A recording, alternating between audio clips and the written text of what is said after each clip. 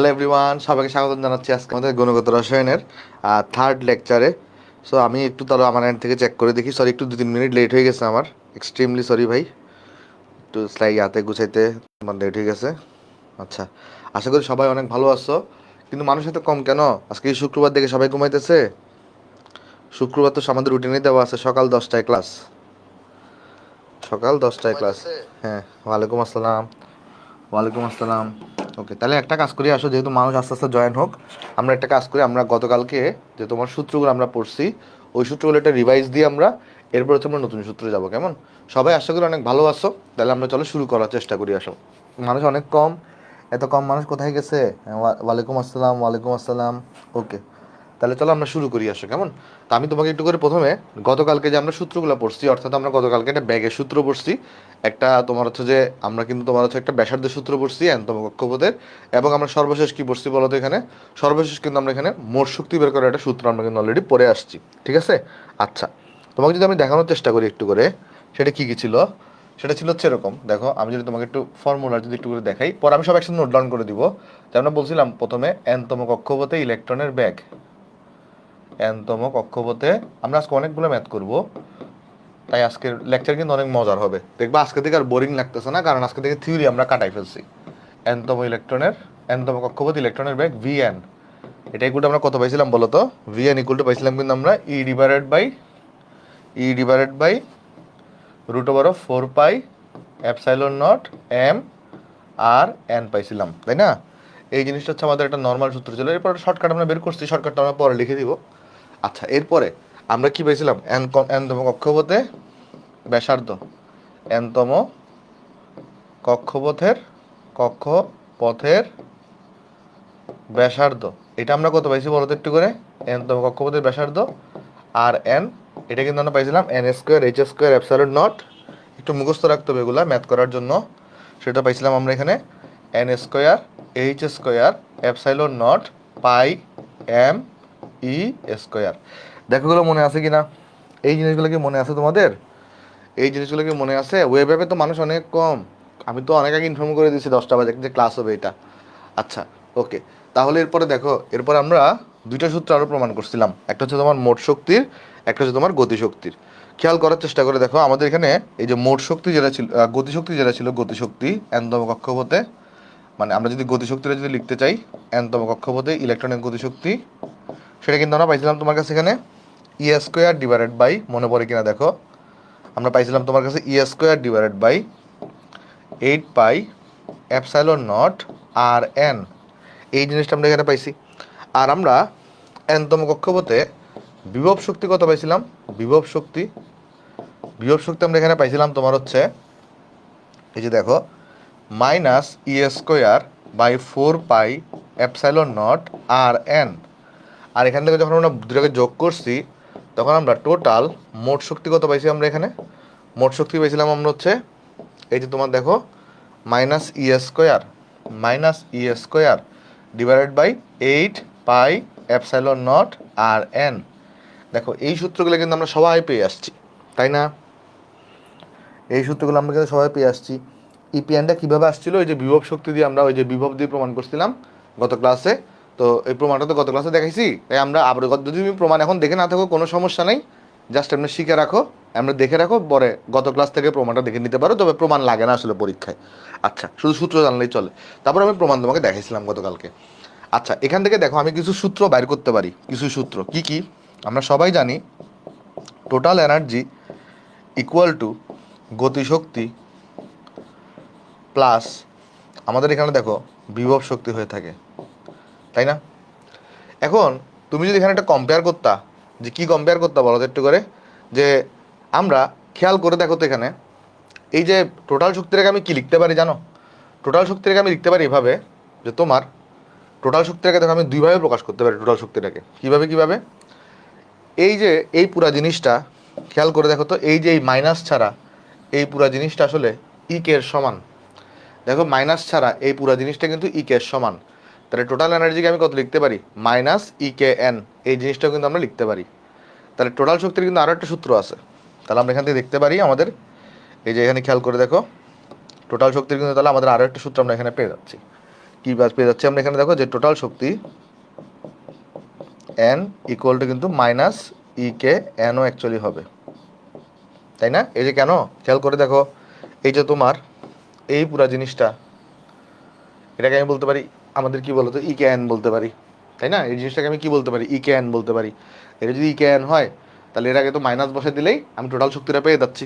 বুঝতে পারছো জিনিসটা এখানে, যে টোটাল শক্তি কিন্তু মাইনাস ই কে এন, এটা আকারেও লেখা যায়। আচ্ছা, আরেকটা আকারে লিখতে পারি, কি বলতো, যে দেখো এই জিনিসটাকে আমি তো এইভাবেও চাইলেও লিখতে পারতাম, তাই না? কিভাবে, এই জিনিসটাকে দেখো তো আমি এভাবে লিখতে পারতাম কিনা, এই টোটাল শক্তি এন এটা ইকুয়াল টু তোমার এখানে হচ্ছে 1/2 1/2 ইন্টু 1/2 ইন্টু এই যে তোমার বাকিটা, তার মানে minus E square divided by হচ্ছে ডিভাইডেড বাই হচ্ছে 4 pi epsilon not R n, এভাবে লেখা যায় না? তাহলে দেখো এখান থেকে যা এভাবে যদি লেখা যায়, তাহলে এই জিনিসটাকে তুমি কি বলতে পারো, এই জিনিসটাকে তুমি বলতে পারো ইপিএন। খেয়াল করে দেখো, এই জিনিসটা কিন্তু ইপিএন এর সমান। তাহলে ই টোটাল এনকে আমরা তাহলে কি লিখতে পারি, ইপিএন ডিভাইডেড বাই 2, এটাও কিন্তু আমরা লিখতে পারি। বুঝো নাই, কোনটা বুঝো নাই বলো একটু করে, কোনটা বুঝো নাই আমাকে বলো। এই যে দেখো, এটা লাস্ট আছে আমি প্রমাণ করে আসছি, ই কে এন ইকুয়াল টু কত, এই জিনিসটা আমি প্রমাণ করে আসছি, লাস্ট আছে আমরা প্রমাণ করছি। তাহলে আবার ই টোটালটা আমরা কত আসছিল, লাস্ট আছে আমাদের এই জিনিসটা আসছিল, এই মাইনাসটাকে বাদ দিয়ে বাকিটাকে দেখো তুমি কি লিখতে পারো, বাকিটাকে ই কে এন লিখতে পারো। তাহলে এখানে কি করছি, E total N equal to E K N, এটাকে মাইনাস বসাই দিয়ে এভাবেও কিন্তু লেখা যায়, এভাবেও কিন্তু লেখা যায়। ক্লিয়ার? এবার দেখো তো সবাই কি বুঝতে পারছো? যদি বুঝে দেখো তাহলে আমাকে ওয়াই ওয়াই লিখে একটু করে।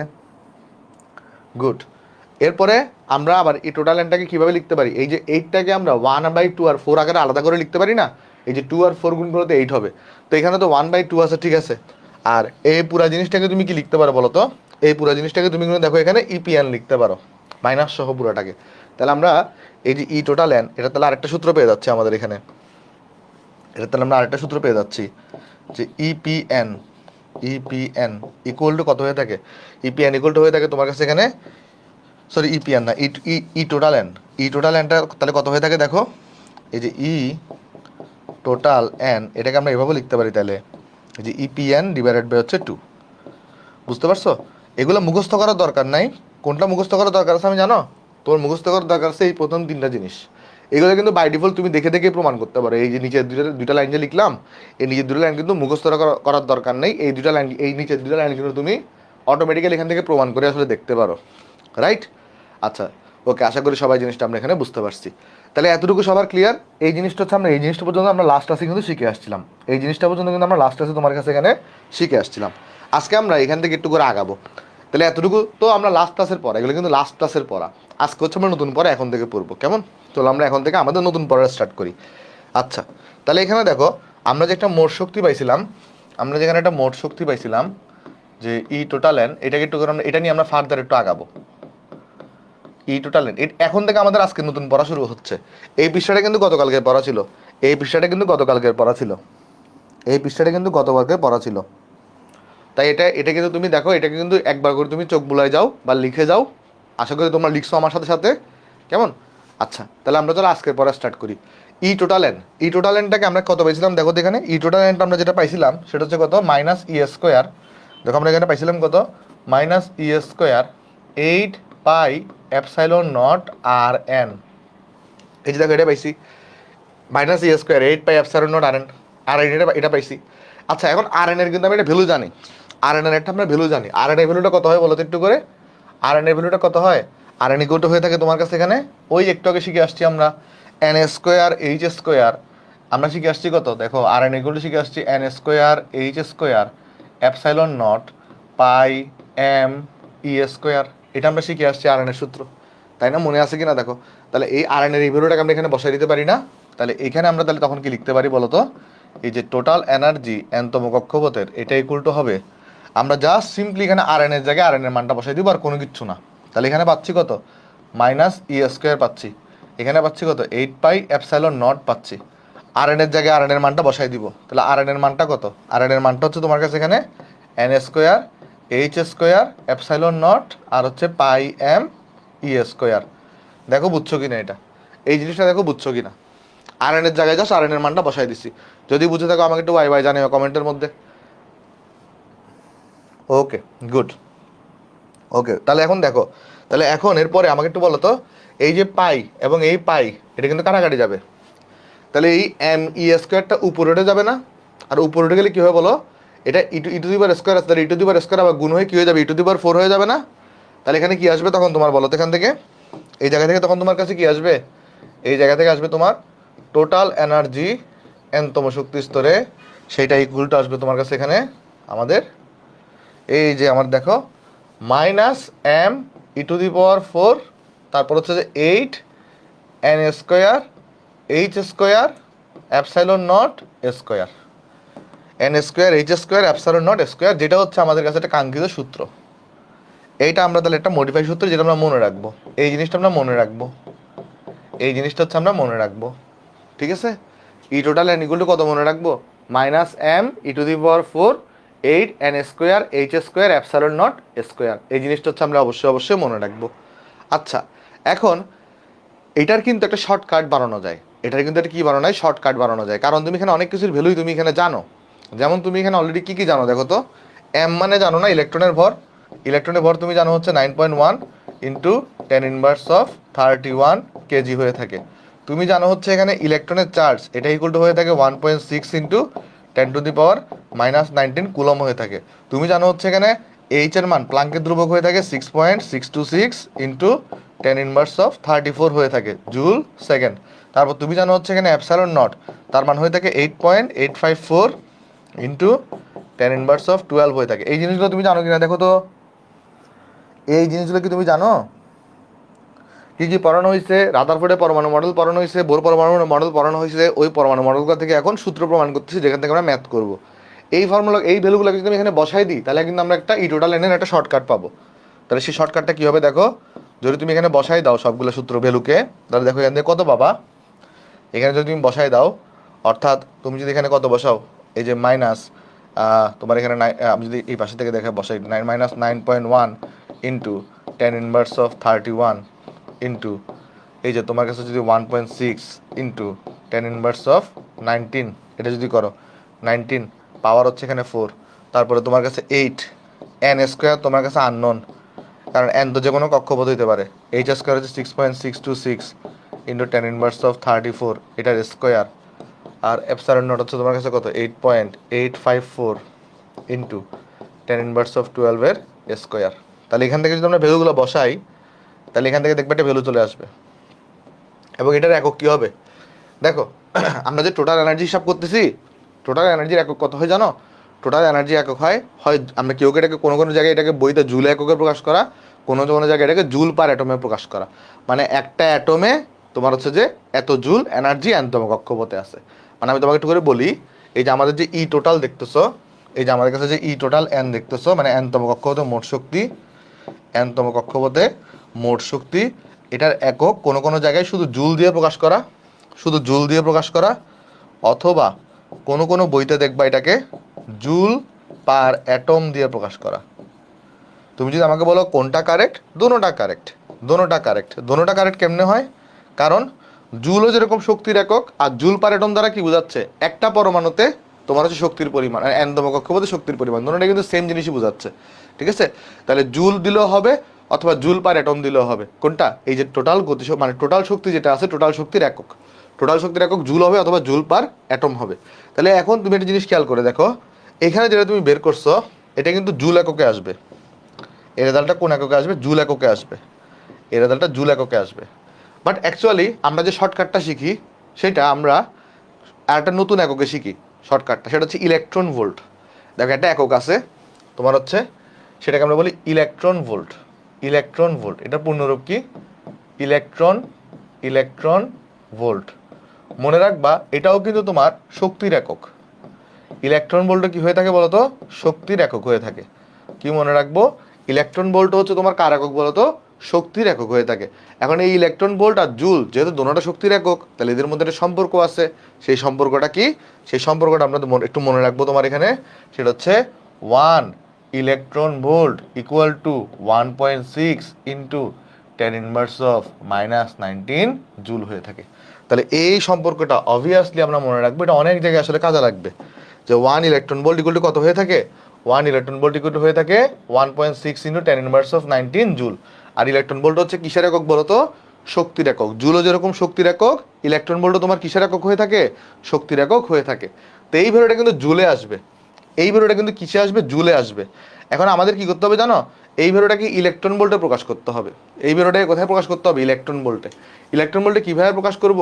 এইখানে যে পুরো ভ্যালুটা আসবে, এখানে ধর একটা ভ্যালু আমি তোমাকে দেখাই, এখানে কিরকম আসবে আমি তোমাকে দেখাই। এখানে তুমি যদি টোটাল এনার্জি হিসাব করো, টোটাল এনার্জি যদি হিসাব করো, তাহলে এখানে একটা সামথিং একটা ভ্যালু আসবে এবং মাইনাস আসবে ভ্যালুটা, কারণ এখানে দেখো আগেরটা মাইনাস আছে। তাহলে এখানে সামথিং একটা মাইনাস ভ্যালু আসবে একটা। আর নিচে কি আমি জানি না ভ্যালুটা কত আসবে, তোমরা চাইলে ক্যালকুলেট করতে পারো। এখান থেকে একটা ভ্যালু আসবে, আর নিচে আছে এন স্কোয়ার, নিচে আছে কত? N square. এবং এটা দেখো কিন্তু জুলে আসছে। দেখো এতটুকু সবার ক্লিয়ার কিনা, এতটুকু সবার কাছে ক্লিয়ার কিনা দেখো একটু করে। যদি ক্লিয়ার হয়ে থাকে আমাকে কমেন্ট টু বাই বাই জানিও। আমি বললাম এখানে এই এন স্কোয়ার বাদ দিয়ে বাকি সবার কিন্তু কনস্ট্যান্ট টার্ম আছে, আর এখানে একটা মাইনাস আছে, তাহলে মাইনাস আগে বসবে। আর এগুলোকে ক্যালকুলেশন করে তুমি যে কোনো একটা ভ্যালু পাবা, আর সেই ভ্যালুটার নিচে কত থাকবে? এন স্কোয়ার থাকবে। এবং এটা কিন্তু জুল এককে আসছে। বাট আমাকে কোথায় নিতে হবে বলো তো? আমাকে নিতে হবে ইলেকট্রন ভোল্টে। তাহলে ইলেকট্রন ভোল্টে নেওয়ার জন্য আমার কি করতে হবে? যে আমরা জানি তাহলে 1 জুল মানে কত?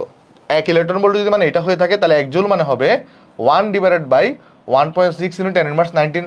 তাহলে এটাকে জুলে নেওয়ার জন্য, ইলেকট্রন ভোল্টে নেওয়ার জন্য কি করতে হবে জানো? ইলেকট্রন ভোল্টে নেওয়ার জন্য যে কাজটা করতে হবে, এই যে এই পুরো রেজাল্ট যেটা পাইছো, আর এখানে যে এন স্কোয়ার আছে, এটাকে 1.6 ইন্টু 10 ইনভার্স অফ 19 দিয়ে ভাগ করা লাগবে, তাহলে রেজাল্টটা ইলেকট্রন ভোল্টে যাবে। মানে পয়েন্টটা বুঝতে পারছো কিনা দেখো? এখানে যে ভ্যালুটা আসবে সেটা কিন্তু জুল এককে আসবে, বাট আমরা যে শর্টকাটটা বানাই সেটা আমরা ইলেকট্রন ভোল্ট এককে বানাই। তাহলে জুলকে ইলেকট্রন ভোল্টে নেওয়ার সিস্টেমটা কি? ওই যে উপরে লেখা আছে 1.6 ইন্টু 10 ইনভার্স 19 কুলম দিয়ে ভাগ করে দিব, 10 ইনভার্স 19 দিয়ে ভাগ করে দিব, তাহলে ইলেকট্রন ভোল্টে চলে আসবে। তাহলে বুঝতে পারছো জিনিসটা? 1.6 ইন্টু 10 ইনভার্স 19 দিয়ে ভাগ করে দিলে কোথায় চলে আসবে? জুলটা ইলেকট্রন ভোল্টে চলে যাবে। এখন এটার একটা শর্টকাট আছে। এটা শর্টকাটটা কত? এটা হয়ে থাকে তোমার কাছে এখানে তখন, এটা হয়ে থাকে তখন এখানে যখন আমরা যে ভ্যালুটা পাই সেটা কত হয়ে থাকে আমি তোমাকে বলি। এখানকার ভ্যালুটা হয়ে থাকে তোমার -13.6। কত হয়ে থাকে? 13.6। কত হয়ে থাকে বলো তো? 13.6। আর ডিভাইডেড বাই থাকবে তোমার কাছে এখানে এন স্কোয়ার, ডিভাইডেড বাই থাকবে এন স্কোয়ার, আর এটা একক হবে ইলেকট্রন ভোল্ট। এটা হচ্ছে তোমার একটা শর্টকাট, এটা হচ্ছে তোমার কাছে কি একটা শর্টকাট। আমি চাইলে ডাইরেক্ট শর্টকাটটা লিখে দিতে পারতাম, বাট আমি তোমাকে দেখানোর চেষ্টা করছি কোত্থেকে আসলে এই সূত্রটা আসছে। এই সূত্রটা কোত্থেকে আসছে আমি তোমাকে দেখানোর চেষ্টা করছি। তাহলে দেখো, টোটাল এনার্জির সূত্রকে তুমি এভাবেও লিখতে পারো, টোটাল এনার্জিটাকে তুমি এইভাবেও লিখতে পারো, তোমার যেভাবে ম্যাথ করতে সুবিধা। বাট আমরা যখন রিটার্নে ম্যাথ করব তখন আমরা কিন্তু এই সূত্র দিয়ে করব, যখন আমরা এমসিকিউ বা এডমিশনে করব তখন আমরা এই সূত্রটা দিয়ে করব।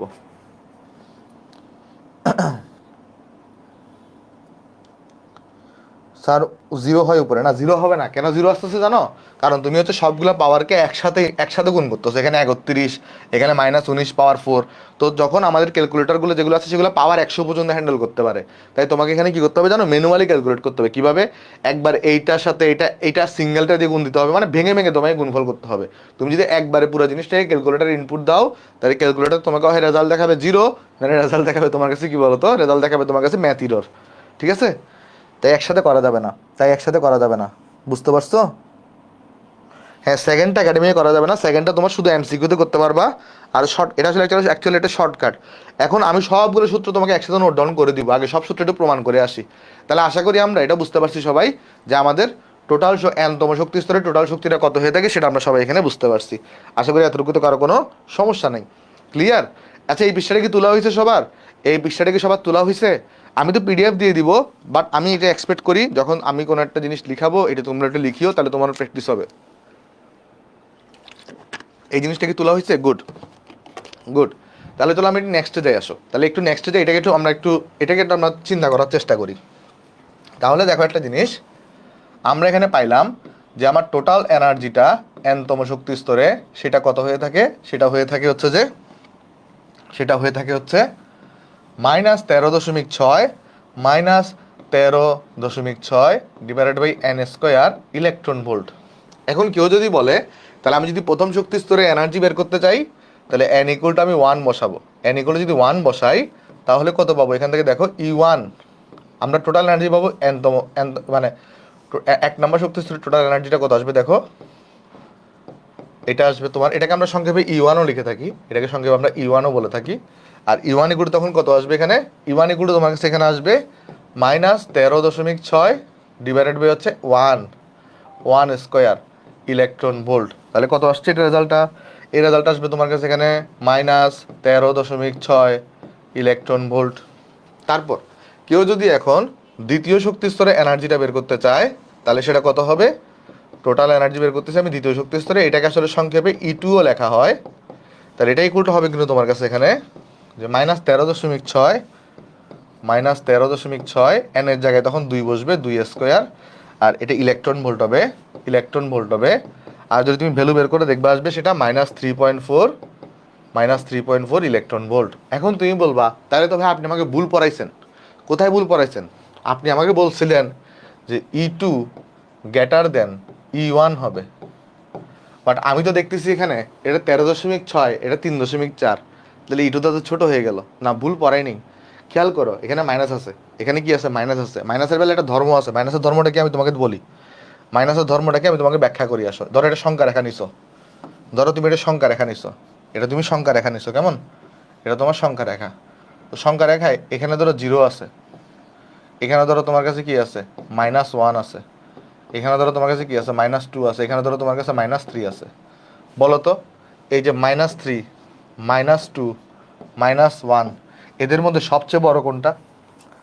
-3,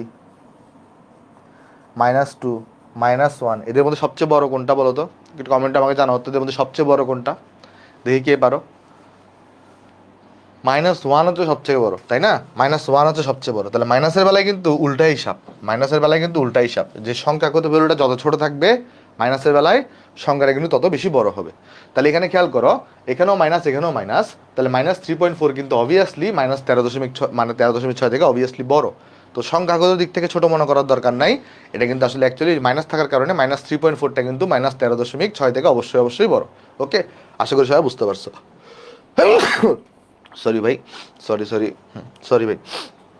আচ্ছা, এতটুকু বোঝা গেছে এখানে। তাহলে আমরা এখানে এখন একটা জিনিস তুমি খেয়াল করে দেখো, এখান থেকে আমরা একটা E1 বের করছি।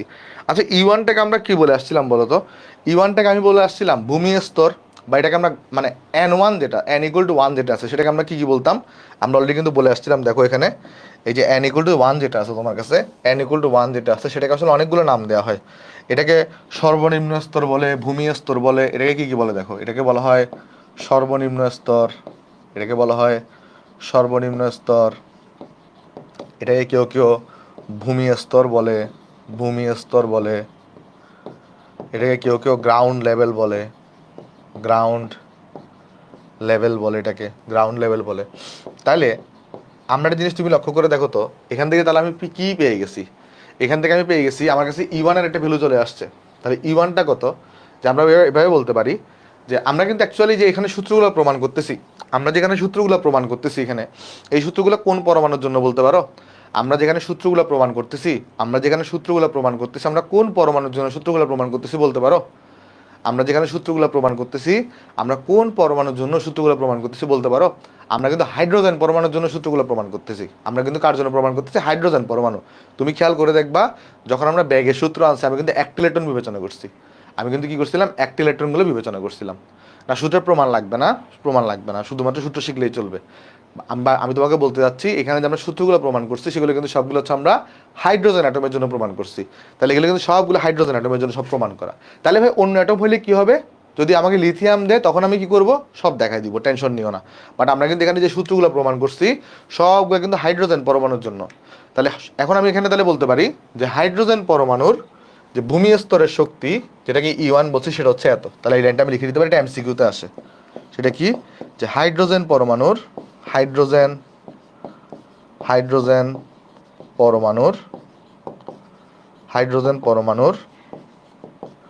ভূমি স্তরের শক্তি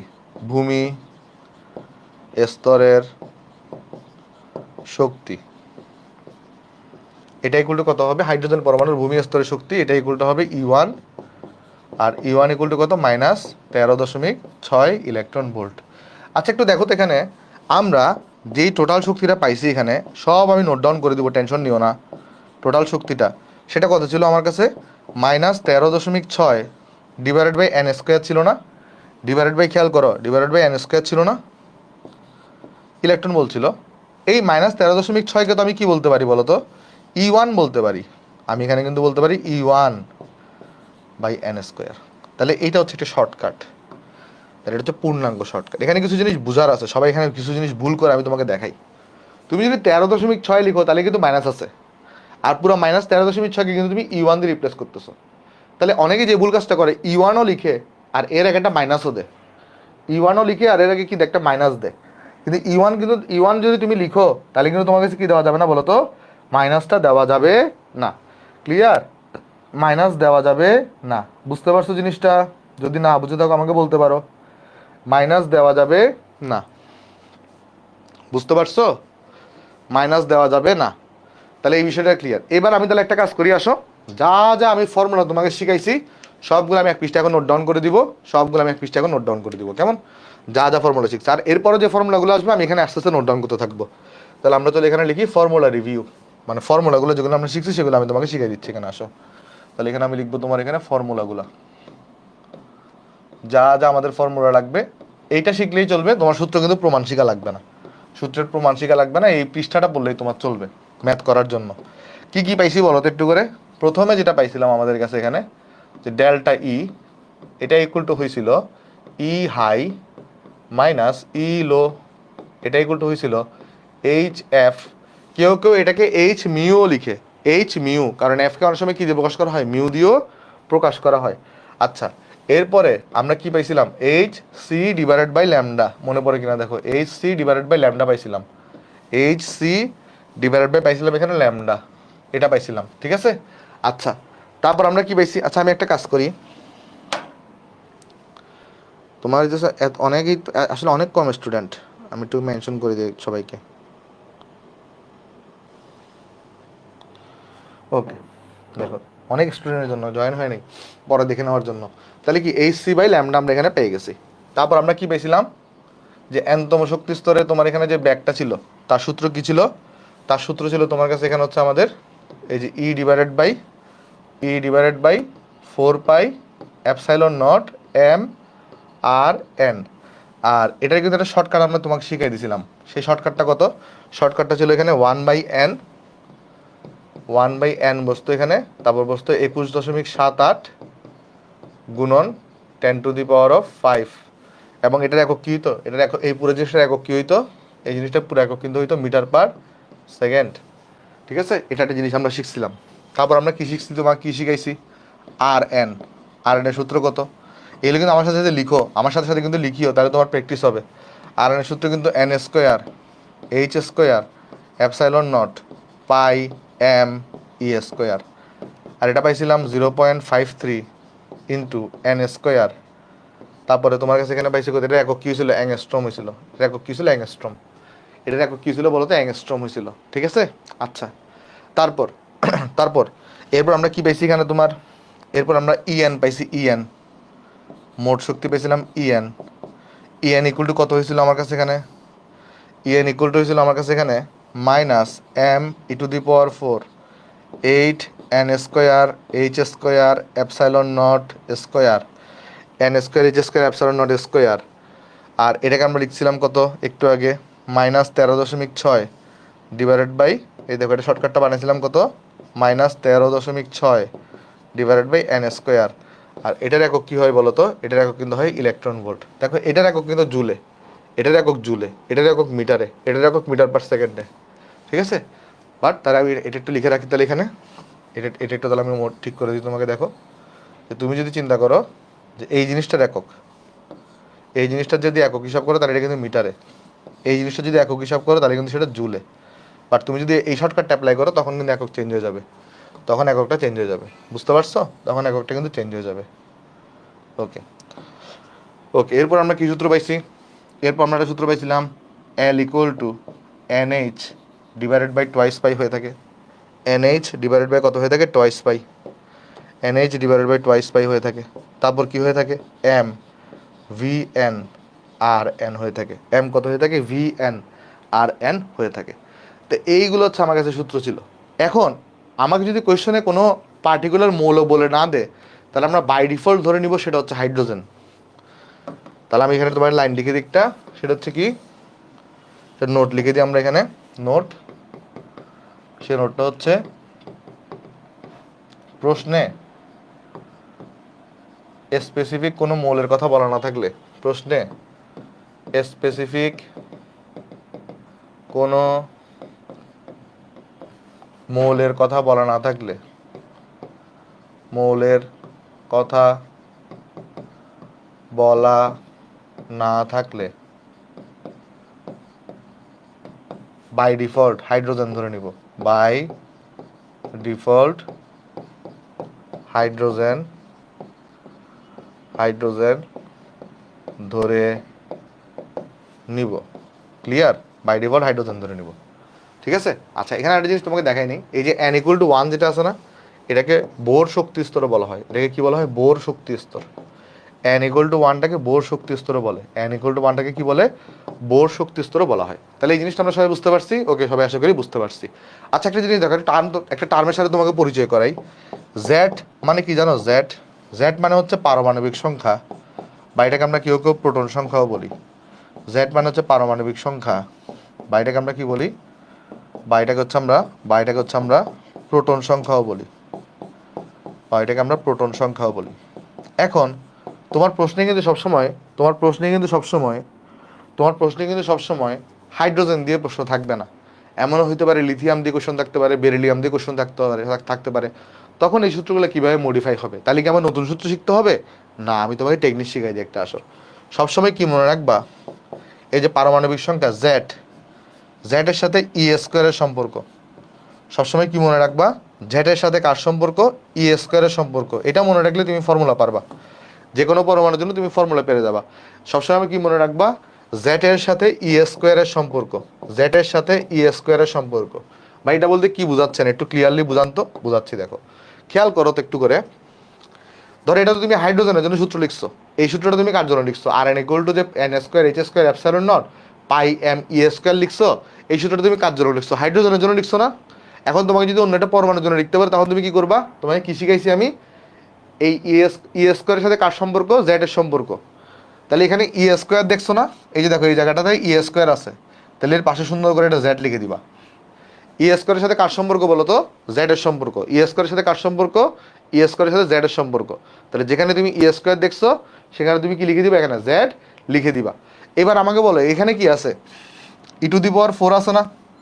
তাহলে এর পাশে তুমি কত লিখবা? এর পাশে তুমি কত দিয়ে গুণ করবা বলো? যদি এখানে e⁴ থাকে, তাহলে এর পাশে তুমি কত দিয়ে গুণ করবা? e⁴ থাকলে এর পাশে তুমি কত দিয়ে গুণ করবা? তোমাকে আমি শিখাইছি E² এর সাথে জেড এর সম্পর্ক। তাহলে এখানে e⁴ আছে, তাহলে এখানে তুমি z² দিয়ে গুণ করবা না? এখানে তুমি z² দিয়ে গুণ করবা না? এখানে তুমি কি দিয়ে গুণ করবা বলো তো? z² দিয়ে গুণ করবা। গুড, সবাই পারছো, গুড। আর এখানে ই আছে, ই থাকলে কাকে দিয়ে গুণ করবা বলো তো?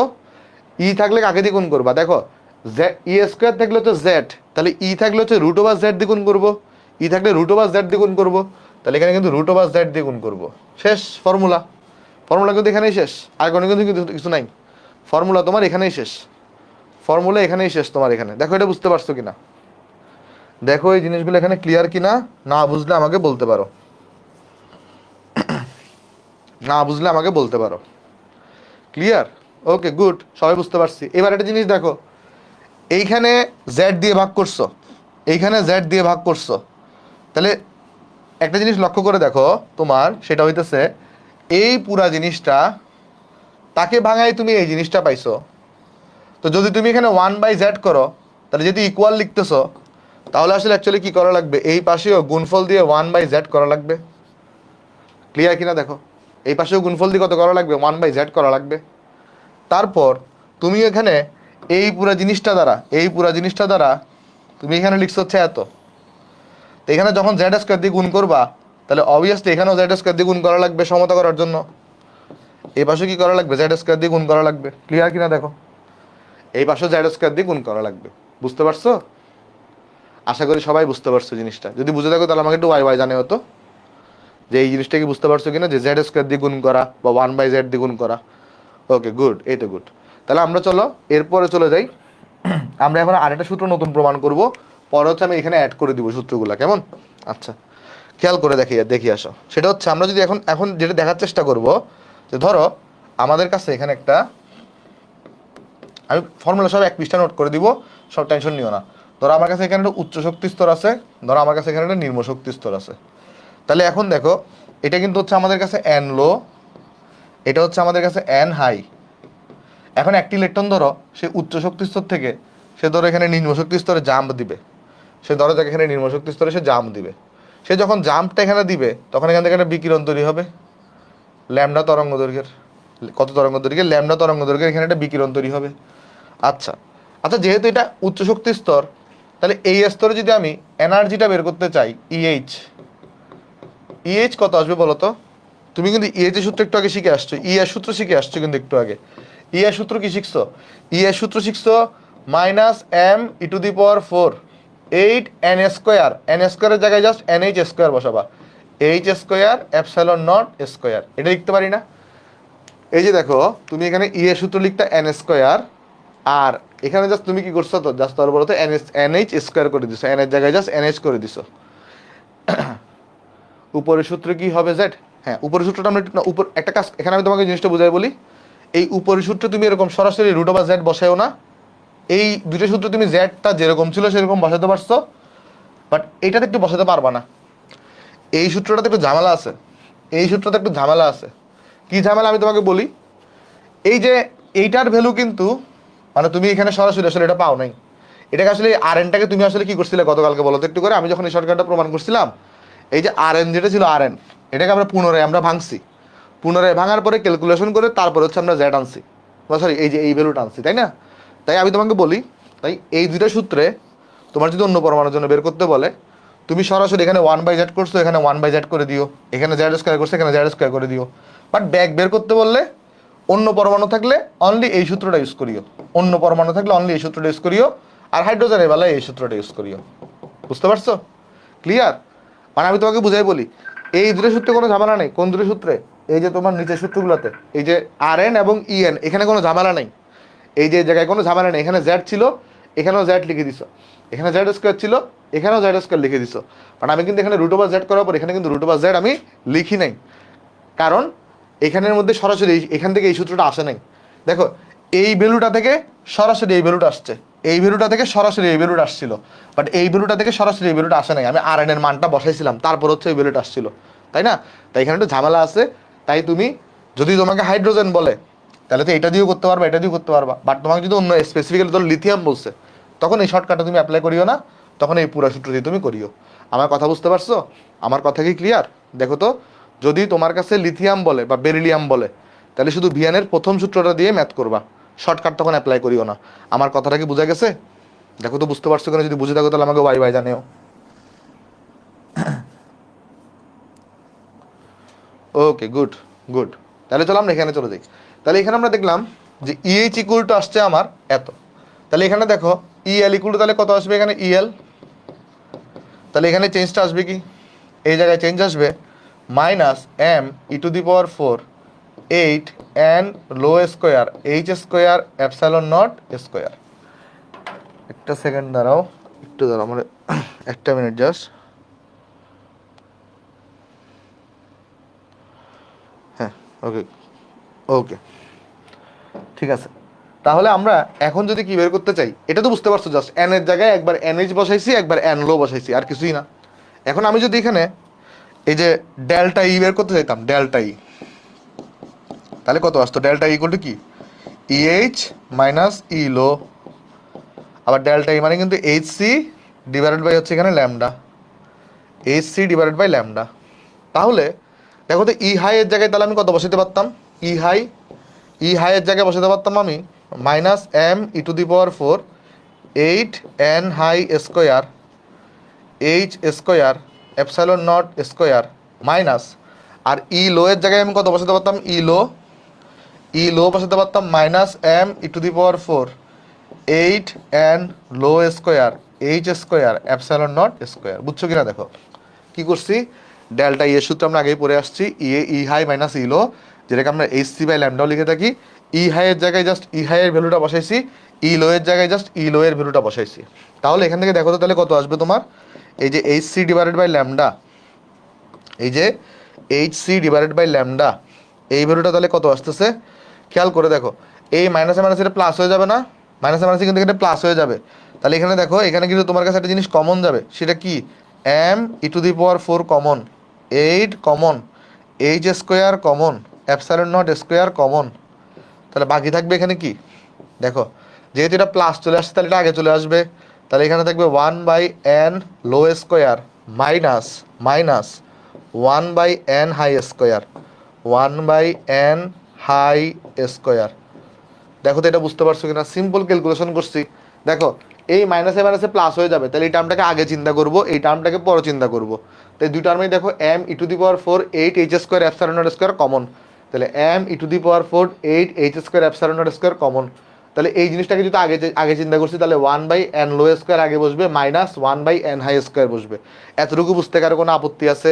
দেখো তো, এতটুকু বুঝতে কারো কোনো আপত্তি আছে কিনা? আমি আশা করতেছি এতটুকু বুঝতে কারো কোনো আপত্তি থাকার কথা না। তাহলে শুধু যদি আমি এখান থেকে লক্ষ্য করে দেখো তো একটু করে, এই লাইনটা থেকে লক্ষ্য করে দেখো, আমি যদি এখানে শুধুমাত্র 1/λ লিখতে চাইতাম, তাহলে এই এইচসিটাকে এদিকে নিয়ে আসতে হইতো না? তাহলে আমি কি করতে পারি চাইলে, এই এইচসিটাকে আমি এই পাশে নিয়ে আসবো। আমি যদি এখানে শুধু 1 লিখতে চাই, তাহলে এইচসিটাকে এখানে গুণ করে দিব, তাই কিনা বলো তো একটু করে, তাই না? এইচসিটাকে আমি কি করছি এখানে বলো তো, এখানে আমি 1 করছি, তাহলে এইচসিটাকে আমি এই পাশে গুণ করে দিছি। এতটুকু তো বুঝতে পারছি সবাই আমরা? ওকে। কাহিনী যেটা হয়, এখানে যে তুমি ভ্যালুটা দেখতেছো, এই যে এই ভ্যালুটা, এটা একটা কনস্ট্যান্ট ভ্যালু, এটা একটা কনস্ট্যান্ট ভ্যালু। দেখো, এটা কিন্তু একটা কনস্ট্যান্ট ভ্যালু, এবং এই কনস্ট্যান্টটাকে কি বলা হয় জানো? এই কনস্ট্যান্টটাকে বলা হয় রিডবার্গ ধ্রুবক। এই যেখানে যে তুমি একটা ভ্যালু দেখতেছো, সেটা কত, তুমি যেখানে ভ্যালু দেখতেছো একটা, সেই ভ্যালুটা কত আমি তোমার দেখাই। সেই ভ্যালুটা হচ্ছে যে এই যে m e⁴,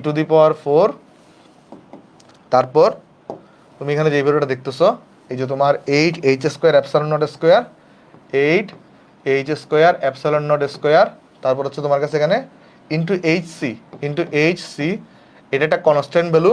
এবং এই ভ্যালুটা কত আসে, এই ভ্যালুটাকে আমরা বলি রিডবার্গ ধ্রুবক। এবং এই রিডবার্গ ধ্রুবকের মানটা কত, মানে এই ভ্যালুটা কত আসে, এটা আসে 1.09678 ইন্টু 10⁻7 মিটার ইনভার্স 1। বা এটাকে কোনো কোনো জায়গায় এভাবেও লিখে 1.09678 into 10⁻7 per metre, metre inverse 1 না লিখে মিটার পার মিটার এভাবেও লেখে। মানে এই যে ভ্যালুটা দেখছো তুমি, এটা যদি ক্যালকুলেট করো তাহলে দেখবা 1.09678 10⁻7 আসবে। তাহলে আমরা কিন্তু এটা মোবাইল নাম্বারের মতো মনে রাখবো, আমরা যেরকম মোবাইল নাম্বার মনে রাখি, এই যে জন্য রিডবার্গের ধ্রুবকটাকে আমরা এইভাবে করে মনে রাখবো। ক্লিয়ার? আচ্ছা, তাহলে আমরা যেটা করতে পারি, তাহলে এটা কিছু মডিফাই করি সূত্রটাকে। তাহলে এখান থেকে আমরা পাবো এই যে 1/λ, দেখো এখানে আমরা পাইছি 1/λ, এই পুরো জিনিসটাকে আমি রিডবার্গের ধ্রুবক লিখবো। আর এখানে তাহলে আমি পাবো তোমার এখানে 1/n low square, 1/n low square minus 1/n high square, 1/n high square. Clear? তাহলে এটা কিন্তু আমার নতুন সূত্র। দেখো, এই পুরো জিনিসটা হচ্ছে আমার নতুন একটা সূত্র, এই পুরো জিনিসটা হচ্ছে আমার নতুন একটা সূত্র। বুঝতে পারছো কিনা দেখো, এই জিনিসটা হচ্ছে আমার নতুন একটা সূত্র। ওকে, এইবার একটা জিনিস তুমি লক্ষ্য করে দেখো তো, তুমি এইখানে এটা তো হাইড্রোজেনের জন্য, এই সূত্রটা তুমি কার জন্য প্রমাণ করছো? জেড লিখতে হবে না, হ্যাঁ এখন জেডেরটাই দেখাচ্ছি। এই সূত্রটা তুমি কিন্তু হাইড্রোজেনের জন্য প্রমাণ করছো। বাট তোমার যদি অন্য মৌল হইতো লিথিয়াম বা বেরিলিয়াম, তখন e⁴ এর সাথে তুমি কি করতে, একটা জেড স্কোয়ার গুণ দিতা। তাহলে এখানেও একটা জেড স্কোয়ার গুণ দিতা, তাহলে এখানেও একটা জেড স্কোয়ারকে গুণ দিতা, এখানেও একটা জেড স্কোয়ারকে গুণ দিতা। তাহলে সেই জেড স্কোয়ারটাও তো কমনে আসতো। তাহলে জেড স্কোয়ারটাকে আমি এখানে কমন নিচ্ছি, দেখো। তাহলে এখানে একটা গুণফলকারী কি হতো বলো তো, একটা জেড স্কোয়ার হইতো। দেখো বুঝছো কিনা, মানে এখানে জেড স্কোয়ারটাকে তো তুমি তো কমন আকারে লিখতা, জেড স্কোয়ার সহ তার ভ্যালুটাকে আরএইচ বলো নাই, জেড স্কোয়ার ছাড়া ভ্যালুটাকে আরএইচ বলছো। তাহলে জেড স্কোয়ারটাকে বাইরে লিখে দিছি। বুঝতে পারছো জেড স্কোয়ারের ব্যাপারটা? অন্য মৌল হইলে জেড স্কোয়ার দিয়ে গুণ করতে হবে, যদি হাইড্রোজেন ভিতরে অন্য কেউ হয়, যেখানে জেড মানে বোঝাচ্ছে পারমাণবিক সংখ্যা। সরি ভাই, আসলে একটু অসুস্থ তো এই জন্য।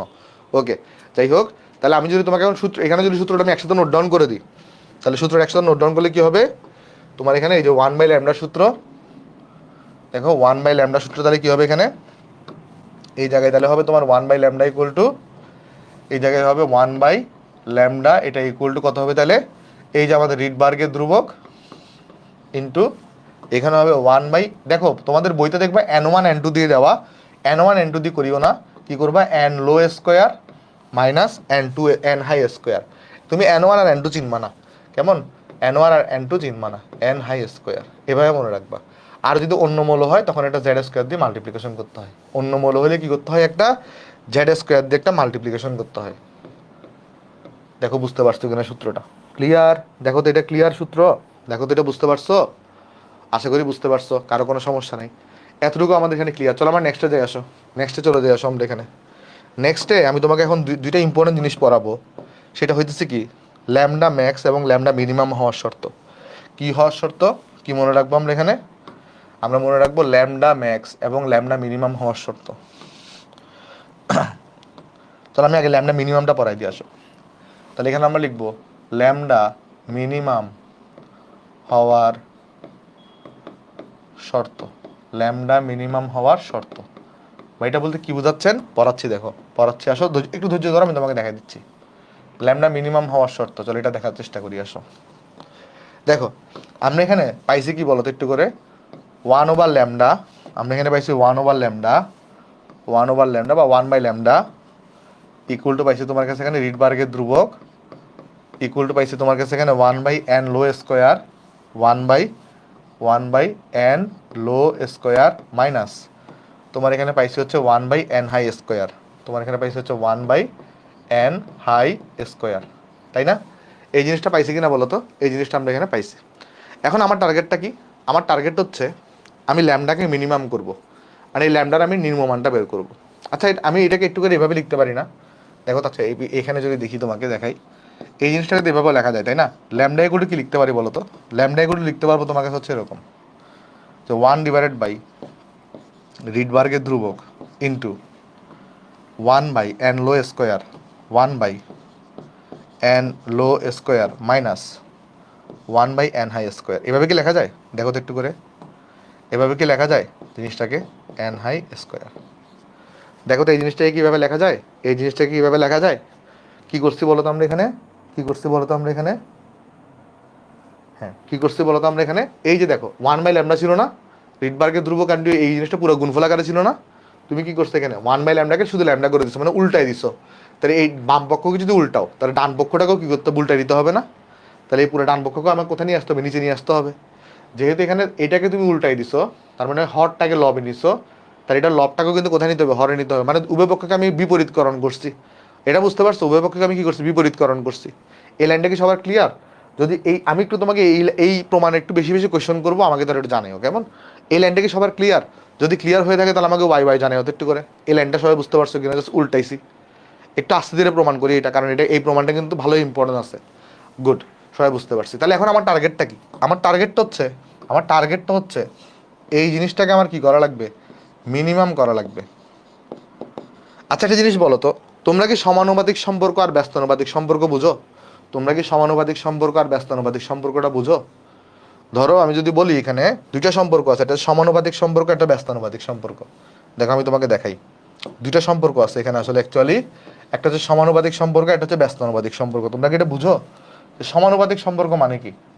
ধরো সমানুপাতিক সম্পর্ক, সমানুপাতিক সম্পর্ক, এটা মানে হচ্ছে ধরো এরকম যে p is proportional to q, p is proportional to q. ধরো সমানুপাতিক সম্পর্ক হচ্ছে p is proportional to q, এর মানে হচ্ছে কিউ যদি বাড়ে তাহলে পিও বাড়বে, আবার কিউ যদি কমে তাহলে পিও কমবে।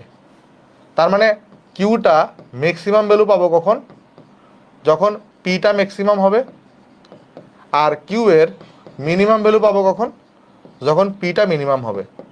এটাকে বলা হয় সমানুপাতিক সম্পর্ক, এটাকে বলা হয় কি, সমানুপাতিক সম্পর্ক, এটাকে বলা হয় সমানুপাতিক সম্পর্ক, মানে একটা বাড়লে আরেকটা বাড়বে। হ্যাঁ ম্যাথ তো করাবো, আর দুই একটা ফর্মুলা আছে, ওটা পড়ানোর পরে ম্যাথ করাবো, জাস্ট দেখাচ্ছি। আরেকটা আছে ব্যস্তানুপাতিক সম্পর্ক, আরেকটা আছে ব্যস্তানুপাতিক ব্যস্তানুপাতিক সম্পর্ক।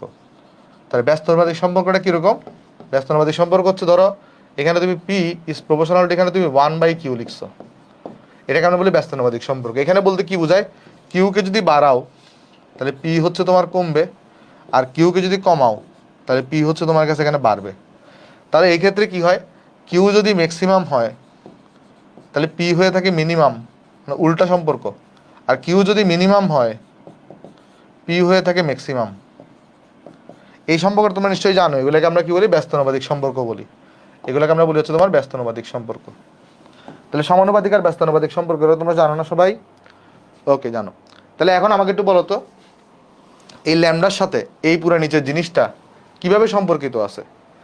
এখানে আর রিডবার্গ ধ্রুবকটাকে কনস্ট্যান্ট চিন্তা করার দরকার নেই, কারণ এটা তো একটা কনস্ট্যান্ট ভ্যালু। রিডবার্গ ধ্রুবকটাকে ছাড়া চিন্তা করো, রিডবার্গ ধ্রুবকটাকে ছাড়া চিন্তা করো। এই যে ল্যামডা আর এই যে আমার কাছে এই জিনিসটা আছে, এটা কি সম্পর্কে আছে, সমানুপাতিক নাকি ব্যস্তানুপাতিক? ব্যস্তানুপাতিক সম্পর্কে আছে, কারণ রিডবার্গ ধ্রুবককে কনসিডার করবো না, কারণ রিডবার্গ ধ্রুবকটা হচ্ছে কনস্ট্যান্ট। কনস্ট্যান্ট আর ইকুয়াল চিহ্ন মিলাই কি হবে বলো তো, একটা ওই যে সমানুপাতিক চিহ্ন আসবে। বাট ল্যামডা আর এইটার মধ্যে সম্পর্ক কিন্তু ব্যস্তানুপাতিক। তাহলে ব্যস্তানুপাতিক সম্পর্ক মানে কি? এই জিনিসটা মিনিমাম হবে কখন? যদি এই জিনিসটা ম্যাক্সিমাম হয়। এই জিনিসটাকে ম্যাক্সিমাম হওয়া লাগবে। এই জিনিসটাকে কি হওয়া লাগবে বলো? ম্যাক্সিমাম হওয়া লাগবে। বুঝতেছো? গুড। এই সবাই বুঝতে পারতেছো, সবাই বুঝতে পারতেছো, গুড। তাহলে আমি বললাম এই জিনিসটা মিনিমাম হবে কখন? যখন এই জিনিসটা ম্যাক্সিমাম হবে। কেন? কারণ এটা হচ্ছে ব্যস্তানুপাতিক সম্পর্কে আছে, আর ব্যস্তানুপাতিক সম্পর্কে একটা ম্যাক্স হইলে নিচেরটা যদি ম্যাক্স হয় তাহলে উপরেরটা মিনিমাম হবে, আর নিচেরটা যদি মিনিমাম হয় তাহলে উপরেরটা ম্যাক্স হবে। তাহলে আমার কি দরকার? আমার দরকার হচ্ছে ল্যামডাকে মিনিমাম করা। তাহলে আমার এই জিনিসটাকে ম্যাক্স করতে হবে। তাহলে এখন আমরা দেখব এই জিনিসটা আসলে ম্যাক্স কখন হয়। তাহলে আমাদের কাছে এখানে দেখো কি আছে তোমার কাছে এখানে, আমি যদি তোমাকে দেখাই, আমাকে দেখতে হবে এখন এখানে যে এই জিনিসটা ম্যাক্স কখন হয়। কোন জিনিসটা? এই যে তোমার কাছে যেটা আছে 1/n লো স্কোয়ার। খেয়াল করে দেখো আমার কাছে কি আছে এখানে, আমার কাছে আছে এখানে 1/n লো স্কোয়ার। আমার কাছে আছে এখানে 1/n লো স্কোয়ার মাইনাস এখানে আছে কত, 1/n high square. 1/n high square, এটা একটা বিয়োগফল। এবং আমার টার্গেটটা কি? বিয়োগফলটাকে কি করতে হবে বলো তো? ম্যাক্স বানাইতে হবে। কারণ এটা যদি ম্যাক্সিমাম হয় তাহলেই এটা মিনিমাম হবে। এটা যদি ম্যাক্সিমাম হয় তাহলে এটা মিনিমাম হবে। তাহলে আমার এই জিনিসটাকে ম্যাক্স বানাইতে হবে, বিয়োগফলটাকে। এখন আমাকে একটু তুমি বলো তো, একটা জিনিসের বিয়োগফল কখন ম্যাক্সিমাম হয়? একটা জিনিসের বিয়োগফল কখন ম্যাক্সিমাম হয়? একটা জিনিসের বিয়োগফল কখন ম্যাক্সিমাম হয়? একটা জিনিসের বিয়োগফল কখন ম্যাক্সিমাম হয়? একটা জিনিসের বিয়োগফল ম্যাক্সিমাম হয়। বিয়োগফল মানে কি আমি তোমার বলি, দেখো ধরো তুমি এ থেকে বি কে বাদ দিবা, এটা হচ্ছে তোমার রেজাল্ট। তো এই রেজাল্টটা ম্যাক্সিমাম কখন হবে জানো? এই রেজাল্টটা ম্যাক্সিমাম কখন হবে জানো? যখন সেকেন্ড টার্মটা যখন জিরো হবে। সেকেন্ড টার্মটা যদি জিরো হয় তাহলে রেজাল্টটা ম্যাক্সিমাম হবে। সেকেন্ড টার্মটা যদি জিরো হয় তাহলে রেজাল্টটা ম্যাক্সিমাম হবে। বুঝতেছো নাকি বুঝো নাই? দেখো তো, সেকেন্ড টার্মটা যদি জিরো হয় মানে আমি চিন্তা করলাম এও একটা পজিটিভ রাশি, বিও একটা পজিটিভ রাশি। কেন? কারণ এই NL বলো NH বলো সবাই হচ্ছে পজিটিভ রাশি। তাহলে A minus B equal to result. Result কখন ম্যাক্সিমাম হবে বলো তো? যদি সেকেন্ড টার্মটা জিরো হয়। বা এটাতে কিছু বুঝতেছি না। ধরো তুমি যদি কি করো, 10 থেকে যদি তুমি 3 বাদ দাও তাহলে পাচ্ছ 7। 10 থেকে তুমি যদি 2 বাদ দাও তাহলে পাচ্ছ 8। 10 থেকে তুমি যদি 1 বাদ দাও তাহলে পাচ্ছ 9। আর 10 থেকে তুমি 0 বাদ দাও তাহলে পাচ্ছ 10। দেখো রেজাল্টটা ম্যাক্সিমাম হয়েছে। কখন হয়েছে? যখন তোমার কাছে এখানে 0 আছে। বুঝছো? তোমার কাছে যখন কি আছে, 0 আছে। হ্যাঁ। তাহলে আমার এই জিনিসটাকে ম্যাক্সিমাম করতে হইলে আমার কি করতে হবে? এখানে যে সেকেন্ড টার্মটা আছে এটাকে কি করা লাগবে? এটাকে 0 করা লাগবে। বুঝতেছো কিনা দেখো। তাহলে আমার এখানে কি করা লাগবে? এখানে আমার এই জায়গাটাতে আমার কাছে যে 1/n হাই স্কোয়ার আছে এটাকে 0 করা লাগবে। এটা 0 কখন হবে? যখন n হাই এর ভ্যালুটা ইনফিনিটি হবে। n হাই এর ভ্যালুটা যখন কত হবে? ইনফিনিটি হবে। বা এটা তো বুঝি নাই, n হাই ইনফিনিটি, এটা তো বুঝি নাই, এটা বুঝাচ্ছি। আচ্ছা আমাকে বলো 1/0 এই রেজাল্টটা কত? তোমরা তো ম্যাথ পড়ে আসছো তাই না সবাই? 1/0 এটা রেজাল্টটা কত আসে বলো তো? 1/0 ইকুয়াল টু কিন্তু আসে তোমার কত কত? ইনফিনিটি আসে। 1/0 মানে কত? ইনফিনিটি। 1/0 মানে হচ্ছে ইনফিনিটি। তো তুমি যদি এটাকে ক্রস গুণফল করো তাহলে কত আসবে তোমার কাছে? এখানে ক্রস গুণফল করলে 1/ইনফিনিটি তখন কত আসবে? 1/ইনফিনিটি ইকুয়াল টু 0 আসবে। তাহলে কোনো একটা জিনিসের ভাগফল রেজাল্ট কখন 0 আসে? কোনো একটা জিনিসের ভাগফল কখন রেজাল্ট হিসেবে 0 আসে? যদি নিচে ইনফিনিটি থাকে। তাহলে 1/NH স্কোয়ারকে যদি 0 করতে চাই তাহলে NH K must be infinity হইতে হবে। তাহলে NH কে মাস্ট বি কি হইতে হবে? NH K must be infinity হইতে হবে। তাহলে NH যদি ইনফিনিটি হয় তাহলে এই পুরো জিনিসটা ম্যাক্সিমাম হবে NH ইনফিনিটি হইলে। আর এটা ম্যাক্সিমাম হইলে এটা ল্যামডা মিনিমাম হবে। তাহলে এখান থেকে আমি লিখবো ল্যামডা মিনিমাম হওয়ার শর্ত, তাহলে এখান থেকে আমি লিখব ল্যামডা মিনিমাম হওয়ার শর্ত, হওয়ার শর্ত সেটা হচ্ছে কি NH equal to infinity, NH equal to infinity. তাহলে এটাই কিন্তু তোমার ল্যামডা মিনিমাম হওয়ার শর্ত। দেখো অনেকেই তোমার কি বলবে জানো, বাট ম্যাক্সিমাম যারা শর্টকাট খুঁজে পোলাবেন অনেকে বলবে এই প্রমাণ পড়ানোর দরকার কি ছিল, direct NH equal to infinity লিখে দিলেই হইতো। হ্যাঁ লিখে দিলে হইতো তুমি পরীক্ষায় হয়তো পারতা, কোনো সমস্যা ছিল না। বাট আমরা চেষ্টা করতেছি তোমাকে হচ্ছে যে যেন তুমি ফিল করতে পারো, কারণ ইন্টারের পড়াগুলো তুমি যদি একটা বার যদি ধরতে পারো না, একটা বার যদি তুমি মজা নিয়ে পড়তে পারো ইন্টারের পড়াগুলা, তাহলে পড়াগুলো না এতটাই কঠিন না, বা পড়াগুলো আসলে সহজ, তোমার কাছে এনজয় লাগবে। আর মুখস্থ করতে হলে কী হবে, একটা জিনিস যদি মুখস্থ করতে হয় তাহলে 5-এর বাচ্চা আর তোমার সাথে কিন্তু কোনো ডিফারেন্স নেই। 5-এর পোলাপাইনও সমাজ বিজ্ঞান মুখস্থ করে, তুমিও মুখস্থ করতেছো, তাহলে তোমার আর বোঝা তো তোমার অ্যাবিলিটিটা বাড়লো না, তাই না? তাই আমরা চেষ্টা করতেছি তোমাকে একটু যেন তুমি বুঝতে পারো। ওকে গুড, আশা করি বুঝতে পারছি। তাহলে আমি যদি এখন এই সূত্রটাকে যদি নোট ডাউন করে দিই, কোথায় নোট ডাউন করে দিব, এই যে এই জায়গাটাতে, তাহলে আমি এখানে লিখবো ল্যামডা মিনিমাম হওয়ার শর্ত। এখন আমরা একটু পরে ল্যামডা ম্যাক্স হওয়ার শর্ত দেখবো, এরপর আমরা ম্যাথে চলে যাব। ল্যামডা মিনিমাম হওয়ার শর্ত, ল্যামডা মিনিমাম হওয়ার শর্ত, ল্যামডা মিনিমাম হওয়ার শর্ত কী হবে তাহলে, ওই যে NH ইকুয়াল টু ইনফিনিটি হবে, এই যে NH ইকুয়াল টু ইনফিনিটি হবে। ক্লিয়ার? দেখো তো ক্লিয়ার কিনা, দেখো ক্লিয়ার কিনা, আশা করি ক্লিয়ার। ওকে, এবার চলো আমরা যাই, এখানে আসো, যে এখন আমরা দেখবো ল্যামডা ম্যাক্স হওয়ার শর্ত। এরপর চলো আমরা দেখবো এখানে তোমার ল্যামডা ম্যাক্স হওয়ার শর্ত, এরপর আমরা ম্যাথে চলে যেতে পারবো আশা করি। আমরা এখন দেখবো ল্যামডা ম্যাক্স হওয়ার শর্ত। তাহলে আমরা এখন দেখবো তোমার কাছে এখানে ল্যামডা ম্যাক্স হওয়ার শর্ত। তাহলে ল্যামডা ম্যাক্স হওয়ার, ল্যামডা ম্যাক্স হওয়ার শর্ত। চলো দেখার চেষ্টা করি ল্যামডা ম্যাক্স হওয়ার শর্ত কী হবে। এটাও হুবহু সেম প্রসেস আমরা আগাবো, হুবহু সেম প্রসেস আমরা আগাবো, হুবহু সেম প্রসেস আমরা আগাবো। ল্যামডা ম্যাক্স হওয়ার শর্তটা দেখো কীরকম হইতে পারে। আমরা সূত্র তাহলে কী শিখছি এখানে, আমরা সূত্র শিখছি হচ্ছে যে ওই যে তোমার কাছে দেখো 1/λ, 1/λ ইকুয়াল টু কী শিখছি বলো, 1/λ ইকুয়াল টু শিখছি হচ্ছে তোমার কাছে এখানে আমাদের এই যে সরি 1/রিডবার্গ, রিডবার্গ ধ্রুবক ইন্টু এখানে কত হইতো, ইন্টু এখানে হয়তো 1/n লো স্কোয়ার। আমরা যদি হাইড্রোজেনের জন্য এখানে করি 1/n লো স্কোয়ার মাইনাস এখানে কত হইতো, এখানে হয়তো 1/n হাই স্কোয়ার, এখানে হয়তো 1/n হাই স্কোয়ার। তাহলে খেয়াল করে দেখো তো, আমরা যদি ল্যামডা বের করতে চাইতাম ওই আগের মতোই সব উল্টাই দিব, তাহলে কি পাবো এখান থেকে, আমরা এখানে পাবো 1/রিডবার্গ ধ্রুবক into 1/n low square, 1/n low square minus 1/n high square, 1 কত n high square, 1/n high square, 1/n high square. তাহলে একটা জিনিস তুমি লক্ষ্য করে দেখো, সেটা হচ্ছে যদি আমি এই জিনিসটাকে ম্যাক্স করতে চাই, তাহলে আমার এই জিনিসটাকে আমার কি করা লাগবে, মিনিমাম করা লাগবে। কেন? কারণ এই যে ব্যস্তানুপাতিক সম্পর্কে আছে, কারণ ওই যে ব্যস্তানুপাতিক সম্পর্কে আছে। তাহলে এখন আমার দেখতে হবে এই জিনিসটা মিনিমাম কখন হয়।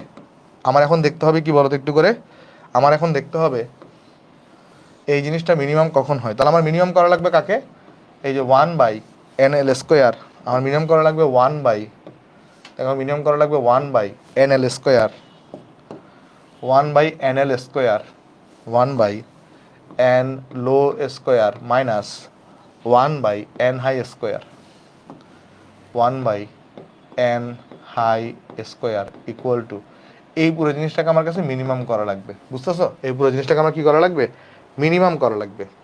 এখন তুমি চিন্তা করো তো, ধরো একটা জিনিসের বিয়োগফল a মাইনাস বি, এটা মিনিমাম কখন হয় বলতে পারো? ধরো এও একটা পজিটিভ রাশি, বিও একটা পজিটিভ রাশি, এবং এবং এবং কথাটা লক্ষ্য করো। আচ্ছা আমাকে একটা জিনিস বলো তো, এন লো আর এন হাই এর মধ্যে, এন লো আর এন হাই এর মধ্যে, এন লো আর এন হাই এর মধ্যে কে বড় কে ছোট? এন লো আর এন হাই এর মধ্যে কে বড় কে ছোট?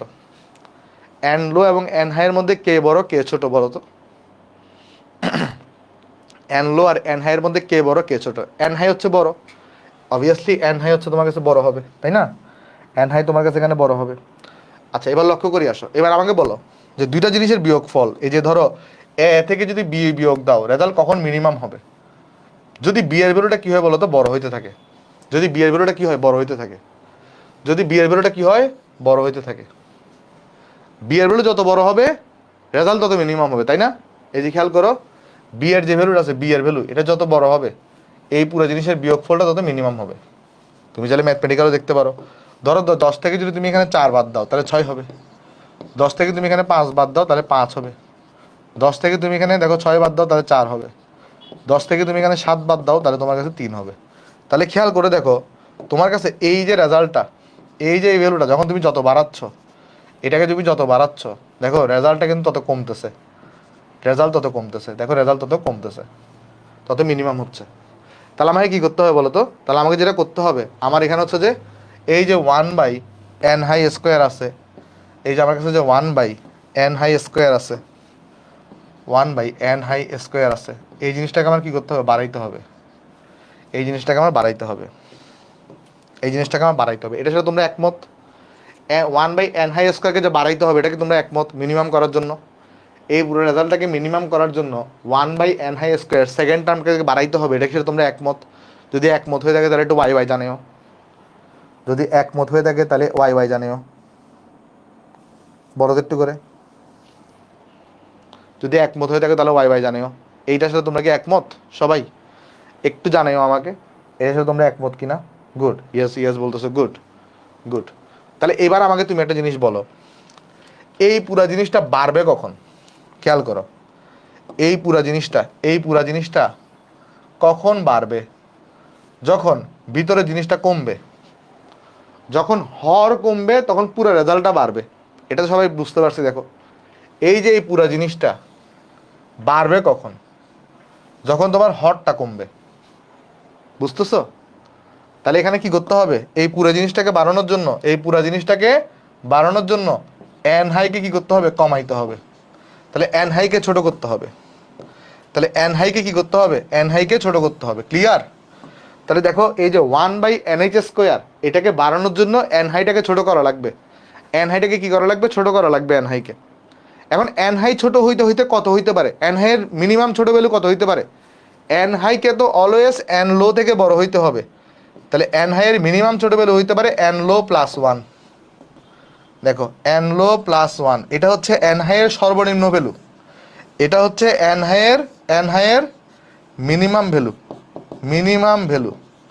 কারণ এন হাইয়ের মানটা সব সময়, তুমি একটু আগেই বলে আসছো এন হাইয়ের মানটা এন লো থেকে বড়, একটু আগেই বলে আসছো। তাহলে এন হাইয়ের মান যদি এন লো থেকে বড় হয় তাহলে এন হাইয়ের সর্বনিম্ন মান কত হইতে পারে, এন লো প্লাস 1, তাই না? কারণ এন হাইয়ের মান তো এন লো থেকে সবসময় বড় থাকতে হবে, তাহলে এন হাইয়ের সর্বনিম্ন মান কত হইতে পারে, এন লো প্লাস 1। তাইলে এটা যদি এন লো প্লাস 1 হয় তখন এন হাইটা মিনিমাম হবে, এই জিনিসটা ম্যাক্সিমাম হবে, আর এই জিনিস যদি ম্যাক্সিমাম হয় রেজাল্ট মিনিমাম হবে, আর রেজাল্ট যদি মিনিমাম হয় তাহলে ল্যামডা ম্যাক্স হবে। তাহলে ল্যামডা ম্যাক্স হওয়ার শর্ত কি, ল্যামডা ম্যাক্স হওয়ার শর্ত, ল্যামডা ম্যাক্স হওয়ার শর্ত সেটা হচ্ছে n high equal to N low plus 1। Clear কিনা দেখো, ক্লিয়ার কিনা দেখো, যদি ক্লিয়ার হয়ে থাকে তাহলে আমাকে একটু ওয়াই জানিও। এন এল থেকে মিনিমাম 1 বড় হইতে হবে। গুড, এই তো সবাই বুঝতে পারতেছো, এই তো সবাই বুঝতে পারছো, গুড, সবাই বুঝতে পারছো। আমি একটু পানি খাইনি, এরপর আমি সূত্রটা নোট ডাউন করে দেবো এবং আমরা ম্যাথে চলে যাবো। ওকে, তাহলে চলো আমরা যাই। তাহলে এখানে আমি লিখে দিই তোমার কাছে এখানে যে তোমার ল্যামডা ম্যাক্স হওয়ার শর্ত, ল্যামডা ম্যাক্স হওয়ার শর্ত এটা কত হবে তাহলে তোমার কাছে এখানে, এটা হবে তোমার কাছে এখানে হচ্ছে আমাদের ল্যামডা ম্যাক্স হওয়ার শর্ত, এই যে এন হাইটা, n high, n high equal to কত হবে, N high equal to N low plus 1 হবে। ঠিক আছে? আচ্ছা, তোমাকে কিন্তু আমি আরও কয়েকটা সূত্র শিখেছিলাম গতকালকে, সেটা কি শিখেছিলাম বলো তো? সেটা শিখেছিলাম হচ্ছে তরঙ্গ সংখ্যার একটা সূত্র শিখেছিলাম, মনে আছে কিনা দেখো। তরঙ্গ সংখ্যা, এটাকে আমরা কি দিয়ে প্রকাশ করতাম, এটাকে আমরা প্রকাশ করতাম হচ্ছে মিউ বার দিয়ে। আর মিউ বার ইকুয়াল টু কত হইতো বলো তো, 1/λ হইতো, মিউ বার ইকুয়াল টু হইতো 1/λ। তাহলে ল্যামডার সাথে এটা সম্পর্ক ব্যস্ত অনুপাতিক। তাহলে এটা দ্বারা কি বুঝবো, ল্যামডা যদি ম্যাক্স হয় সেই সময় মিউ বারটা কি হবে, মিনিমাম।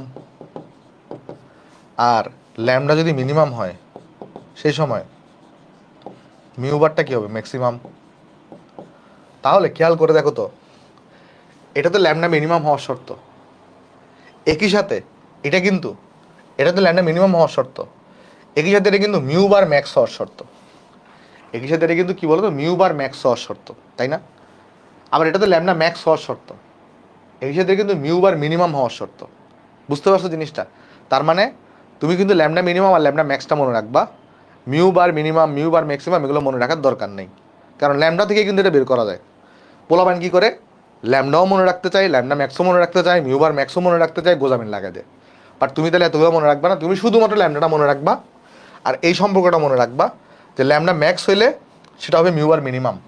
তাহলে ল্যামডা ম্যাক্স হওয়ার শর্ত হচ্ছে এইটা, তাহলে এটা কিন্তু মিউ বার মিনিমাম হওয়ার শর্ত।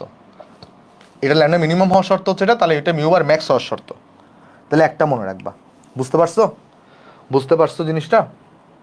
তাহলে আশা করি এভাবে করে আমরা সবগুলো এখানে পারবো, আমাদের কোনো সমস্যা হবে না আসলে। ওকে, ক্লিয়ার আশা করি, সবাই ক্লিয়ার আশা করি, সবাই ক্লিয়ার। তাহলে চলো আমরা ম্যাথে চলে যাই, আসো ম্যাথে চলে যাই, আসো আমরা এখানে, আমরা এগুলো একটু পরে দেখাবো, লাইন নাম্বার ডি ব্রগলি ম্যাথে পরে দেখাবো, এগুলো পরে দেখাবো। চলো আমরা একটা ম্যাথ করি, তাহলে আমাদের কনসেপ্ট আরও ক্লিয়ার হবে। পরে হচ্ছে আমরা এখানে দু একটা থিওরি বাকি আছে, সেগুলো আমি একটু পরে দেখাচ্ছি তোমাকে, আগে চলো কিছু ম্যাথ করাই দিই তোমাকে, তাহলে তোমার কনসেপ্ট এখানে আরও ক্লিয়ার হবে। ঠিক আছে?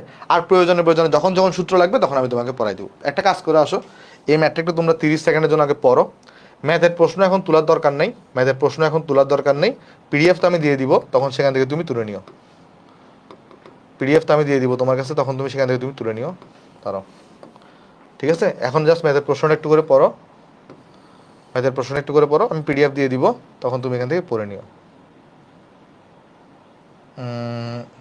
3 মিনিট, তাই না? সরি 3 মিনিট না তো, 30 সেকেন্ড। ওকে, হ্যাঁ, জাস্ট একবার প্রশ্নটা পড়ো, এবার আমি ম্যাথটা করাই দিব। ঠিক আছে? প্রশ্ন এখন তোলার দরকার নেই, প্রশ্ন তোমাকে আমি পিডিএফ দিয়ে দিলে তখন তুমি প্রশ্ন তুলিও। তুমি এখন যেটা করতে পারো, আমার সাথে সাথে ম্যাথটা একবার করতে পারো, প্রশ্নের জন্য জায়গা ফাঁকা রাখো, জায়গা ফাঁকা রেখে আমার সাথে করতে পারো।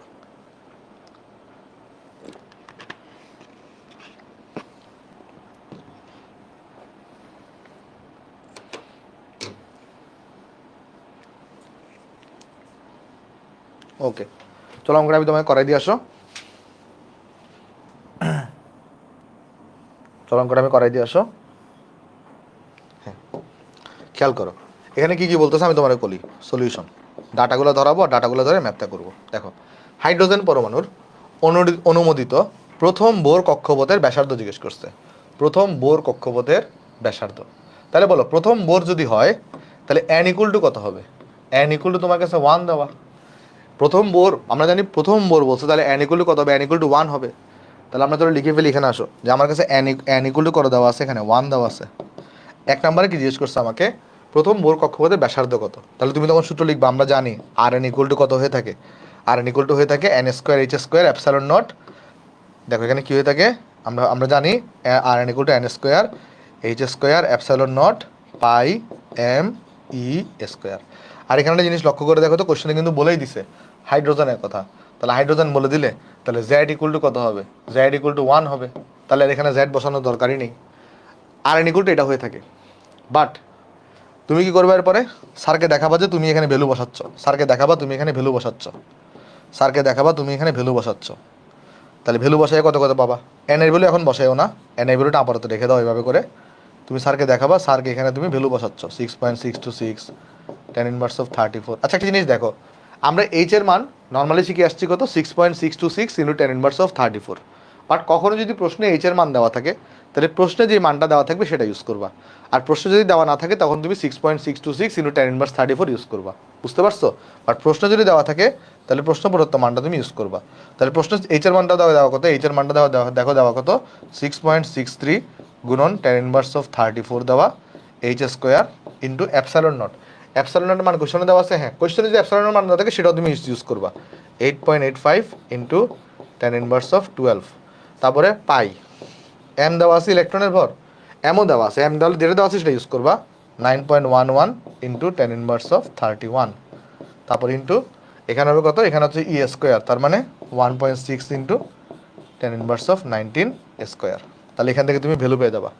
বাট মানে এইভাবে আসলে মানে স্যারকে দেখাবে যে তুমি ক্যালকুলেশন করতেছো না, বুঝতে পারছো? তাহলে এরপরে তুমি কি পাবা দেখো এখান থেকে, আমি কিন্তু জানি এই ভ্যালুটা ক্যালকুলেট করলে কত আসবে, সেটা কত আসবে ওই যে 0.53 ইন্টু এন স্কোয়ার, বা রেজাল্টে আসবে অ্যাংস্ট্রম। দেখো একটা জিনিস আমি তোমাকে বলি, আমি এখানে কিন্তু সরাসরি শর্টকাট অ্যাপ্লাই করি নাই, এখানে আমি সরাসরি শর্টকাট অ্যাপ্লাই করি নাই। স্যারকে আমি আগে দেখাইছি যে আমি সূত্রও জানি, মানও বসাইতে জানি, মান বসায় রেজাল্ট পাইছি এইটা।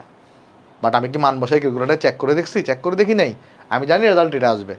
সো শর্টকাট তুমি অ্যাপ্লাই করতে পারবা, বাট সরাসরি অ্যাপ্লাই করতে পারবা না। তুমি যদি প্রথম লাইনে যদি লিখে দিতা রিটার্ন এইচএসসি রিটার্নের প্রবলেমে আর n equal to 0.53 n square, তখন স্যার একটু মাইন্ড করতো।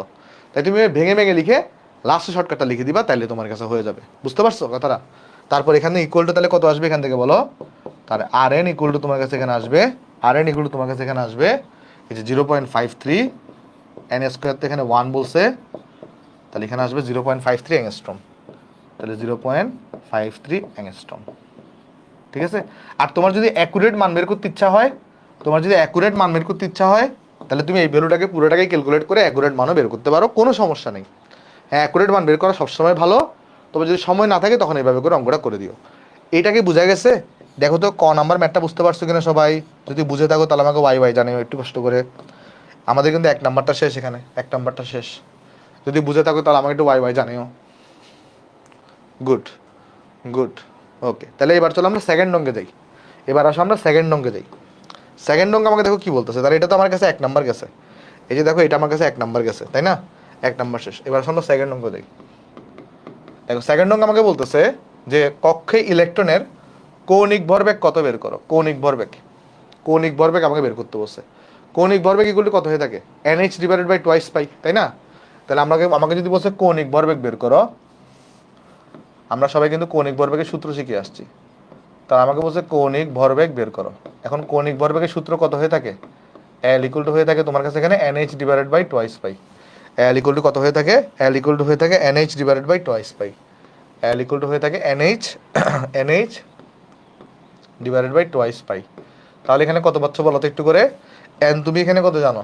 N তুমি এখানে জানো 1, N তুমি জানো এখানে হচ্ছে 1, এখানে টোয়াইস পাই আছে, আর এইচ এর মান তোমার কোয়েশ্চনে দেওয়া আছে। কোয়েশ্চনে করে দেওয়া 6.63 ইন্টু 10 ইনভার্স অফ 34 দেওয়া। তাহলে এখান থেকে তুমি এল এর মানটা পেয়ে যাবা। এল এর মান তোমার কাছে এখানে আসবে আমাদের, যদি আমি ক্যালকুলেশন করি, আমি ক্যালকুলেটর নিয়ে দাঁড়াও একটু করে, ক্যালকুলেটর নিয়ে দাঁড়াও। ওকে, নিলাম। তাহলে এখানে আমার কাছে আসছে তোমার 6.63 10 inverse of 34 into divided by twice pi. তাহলে এটা আসছে আমার কাছে 1.055, 1.055 গুণন 10 ইনভার্স অফ 34, 10 ইনভার্স অফ 34। আর এটার একক একক কী হবে? এই ইয়ার একক কী হয় তোমার? কৌণিক ভরবেগ একক, কৌণিক ভরবেগের একক কী হয়ে থাকে? কোন দেখো, এন এর তো কোনো একক নাই, টয়েস পাইয়েরও কোনো একক নাই, এইচের একক হচ্ছে জুল সেকেন্ড। তাহলে এটার একক জুল সেকেন্ড দিতে পারো, বা এটার একক KG metre square second inverse 1 হয়ে থাকে। ঠিক আছে, তোমার যেটা ইচ্ছে সেটা দিতে পারো। ওকে, দেখো বুঝতে পারছো কিনা, দেখো বুঝতে পারছো কিনা?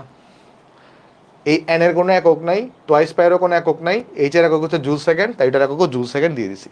ওকে, তাহলে আমাদের 2 নাম্বারটাও শেষ কিন্তু এখানে, তাহলে এটাও কিন্তু আমাদের এখানে আনসার। ইজি ম্যাথ, জাস্ট সূত্র আর হচ্ছে অঙ্ক, আর কোনো কিছুই না। এবার দেখো 3 নম্বরে বলছে কি? রৈখিক দ্রুতি বের করো। তাহলে ভি বের করতে বলছে, রৈখিক দ্রুতি। এখন তুমি দেখো তো এল ইকুয়াল টু তুমি কি জানো? এমভি আর জানো না? তাহলে আমাকে এখানে ভি বের করতে বলছে। তাহলে ভি ইকুয়াল টু কি আসবে? L divided by, V equal to আসবে তোমার কাছে এখানে দেখো L divided by M R. L divided by কত আসবে? M R. তাহলে এখন একটু আগে তুমি এল মানে কত পাইছো এখানে বলো? চাইলে ওই সূত্র দিয়েও করতে পারতা, E divided by root over 4 pi epsilon not M R N, ওই সূত্র দিয়েও করতে পারতা, কোনো সমস্যা নেই। তাহলে এল ইকুয়াল টু আসছে তোমার কাছে এখানে 1.055 ইন্টু 10 ইনভার্স অফ 34। আর এম হচ্ছে কত? ইলেকট্রনের 9.11, এখানে 9.11 লিখছে না, 9.11 লিখছে ইন্টু 10 ইনভার্স অফ 31। আর আর ইকুয়াল টু তুমি কত বের করছো? 0.53 অ্যাংস্ট্রম, বাট মিটারে নিতে হবে তো, তাই 10 ইনভার্স অফ 10 দিয়ে মাল্টিপ্লাই করছি। আর এর মান কিন্তু অ্যাংস্ট্রমে আসছে, আর এর মান আসছে তোমার অ্যাংস্ট্রমে, বাট নিতে হবে মিটারে, তাই এখানে 10 ইনভার্স অফ 10 দিয়ে মাল্টিপ্লাই করছি। তাহলে এখান থেকে দেখো তখন তোমার কাছে কি চলে আসবে? এখানে এখানে চলে আসবে আমাদের ভি এর ভ্যালুটা। তাহলে এখানে আসবে কত? 1.055 into 10 inverse of 34 divided by 9.11 into 10 inverse of 31 into তোমার কাছে হচ্ছে 0.53 ইন্টু 10 ইনভার্স অফ 10। তাহলে এটা আসছে আমার কাছে, আমি যদি সাইন্টিফিক মোডে করি এটাকে, তাহলে এটা আসছে 2.185 ইন্টু 10⁶ ইন্টু করে চলে আসছে 10⁶ চলে আসছে, এত মিটার পার সেকেন্ড চলে আসছে। ঠিক আছে, ওকে। দেখো জিনিসটা এখানে বুঝতে পারছো কিনা, দেখি। হ্যাঁ, দেখো জিনিসটা এখানে সবাই বুঝতে পারছো কিনা, এটা চলে আসছে। ওকে, তাহলে আমাদের কাছে কিন্তু এখানে ব্যাকটা এখানে আনসার। ঠিক আছে, তাহলে এটা হচ্ছে আমার কাছে এখানে আনসার। তাহলে আমরা চলো পরের অঙ্কে যাই, 4 নাম্বার করবো। আসো 4 নাম্বার আমাকে বলছে কি, তাহলে আমার কাছে কিন্তু 2 আর 3ও শেষ। তাহলে আমার কাছে কিন্তু এখানে 2ও আমাদের শেষ, 3ও কিন্তু আমাদের শেষ। কৌণিক বেগ বের করতে বলছে 4 নাম্বারে, কি বের করতে বলছে? কৌণিক বেগ। তো ওমেগা বের করতে বলছে এখানে, কেমন? ওমেগা। ওমেগা কিভাবে বের করবো দেখো, ওমেগা বের করবো কিভাবে? ওমেগা আমরা একটা সূত্র আমি তোমাকে লিখে দিই, এখানে আসো, একটা সূত্র তোমাকে এখানে লিখে দেওয়া দরকার, এখানে নোট ডাউন করার সময় একটা সূত্র লিখে দেওয়া দরকার এখানে, ওমেগা, যে কৌণিক বেগ ওমেগা, এটা একটা সূত্র লিখে দেওয়া দরকার, কৌণিক বেগ ওমেগা। এটা সূত্র হচ্ছে, এগুলো তোমরা ইয়াতে পড়বা, ফিজিক্সে পড়বা, বুঝতে পারছো? বাট এখানে আমাদের তো প্রমাণ নাই, তাই আমি তোমাকে সূত্রগুলো লিখে দিচ্ছি। ফিজিক্সের 3rd চ্যাপ্টারে গতিবিদ্যায় পড়বা, তাই আপাতত তুমি সূত্রটা জাস্ট মনে রাখো, ফিজিক্সে পড়বা এগুলো। ওমেগা ইকুয়াল টু হয়ে থাকে 2π ডিভাইডেড বাই হচ্ছে তোমার কাছে বড় হাতের টি, যেখানে বড় হাতের টি দ্বারা বোঝাচ্ছে পর্যায়কাল। তাহলে এখানে বড় হাতের টি দ্বারা কি বোঝাচ্ছে? আচ্ছা, আমি একসাথে আগে সব সূত্র লিখে দিই, পরে আমি বুঝাই দিব। তারপর এখানে বোঝাচ্ছে, এখানে ধর এরকম হইতে পারে 2πn ডিভাইডেড বাই সময় টি। তারপর এমন হইতে পারে এখানে v/r, এটাও হইতে পারে v ডিভাইডেড বাই ব্যাসার্ধ। আচ্ছা, তাহলে আমি তোমাকে একটু পরিচয় দিয়ে আসো। অথবা এখানে আরেকটা সূত্র হইতে পারে 2πf, এটাও হইতে পারে। তাহলে আমি একটু পরিচয় দিই, এখানে আসো। এগুলো হচ্ছে তোমার কাছে ফিজিক্সের সূত্র, বাট এই চ্যাপ্টারে আসলে লাগে। তো এগুলো তোমরা কিন্তু যে চ্যাপ্টার 3 যেটা আছে গতিবিদ্যা, সেখানে তোমাদেরকে পড়ানো হবে। জাস্ট আমি লিখে দিচ্ছি আপাতত এখানে। যেমন দেখো এখানে টি যেটা আছে, টি এর মানে হচ্ছে তোমার পর্যায়কাল। পর্যায়কাল মানে কি তোমরা জানো? পর্যায়কাল মানে কি জিনিস? পর্যায়কাল মানে হচ্ছে একটা পূর্ণ পর্যায় সময় সম্পন্ন করতে যে সময় প্রয়োজন, তাকে আমরা বলি পর্যায়কাল। পূর্ণ পর্যায় বলতে কি, ধরো একবার রোটেশন করে আসতে যে সময়টা প্রয়োজন, সেটাকে আমরা বলতেছি পর্যায়কাল। আচ্ছা, আর এখানে এন দ্বারা বোঝাচ্ছি যে ঘূর্ণন সংখ্যা, ঘূর্ণন সংখ্যা। আর এখানে টি দ্বারা বোঝাচ্ছি যে এন বার ঘূর্ণনের প্রয়োজনীয় সময়। দেখো বড় হাতের টি দ্বারা বোঝায় কিন্তু পর্যায়কাল, আর বড় হাতের এন দ্বারা বোঝাচ্ছে ঘূর্ণন সংখ্যা, মানে কয়বার রোটেশন করবে কয়বার। আর ছোট হাতের টি দ্বারা বোঝায় ওই এন বার রোটেশন করতে প্রয়োজনীয় সময়। তাহলে ছোট হাতের টি দ্বারা টি এর পরিচয়টা কি? এন বার ঘূর্ণনে প্রয়োজনীয় সময়, মানে এন বার ঘূর্ণন করতে কত সময় লাগছে, ঘূর্ণনে প্রয়োজনীয় সময়, এন বার ঘূর্ণনে প্রয়োজনীয় প্রয়োজনীয় সময়, এন বার ঘূর্ণনে প্রয়োজনীয় সময়। আর এফ মানে তো তুমি জানো কম্পাঙ্ক, আমরা সবাই জানি এফ মানে কি হয়ে থাকে, এফ মানে হয়ে থাকে তোমার কাছে কিন্তু কম্পাঙ্ক। তাহলে এফ মানে হয়ে থাকে তোমার কাছে এখানে কম্পাঙ্ক। আর ভি মানে আমরা সবাই জানি রৈখিক বেগ, আর আর মানে কি বৃত্তাকার পথের ব্যাসার্ধ। ঠিক আছে, যেমন ভি মানে কি আমরা সবাই জানি, ভি মানে হচ্ছে রৈখিক বেগ, মানে স্পর্শক বরাবর ব্যাগটা আর কি, স্পর্শক বরাবর ব্যাগ। আর আর মানে কি বলো তো এখানে, আর এটা মানে হচ্ছে তোমার বৃত্তাকার পথের ব্যাসার্ধ, এটা মানে হচ্ছে তোমার বৃত্তাকার পথের ব্যাসার্ধ। আর মানে বৃত্তাকার পথের ব্যাসার্ধ। ঠিক আছে, আর মানে হচ্ছে তোমার বৃত্তাকার পথের ব্যাসার্ধ। ক্লিয়ার? দেখো তো এই জিনিসটা। তাহলে আমরা এই সূত্রটাকে একটু অ্যাপ্লাই করবো, এটা কিন্তু ফিজিক্সের একটা সূত্র, এই পুরো সূত্রটা একটু আমরা মনে রাখবো আর কি। চলো এখানে আমরা যাই, আসো ম্যাটটাতে আমরা যাই, ম্যাটটা আমরা অ্যাপ্লাই করি, আসো। ওকে, তাহলে এখানে আমাকে কি বের করতে বলছে? কৌণিক বেগ বের করতে বলছে। তো অলরেডি আমরা দেখো কৌণিক বেগের একটা সূত্র জানি, কিন্তু ভি ডিভাইডেড বাই হচ্ছে আর। কৌণিক বেগের একটা সূত্র আমরা জানি, ভি ডিভাইডেড বাই কত হয়ে থাকে, আর হয়ে থাকে।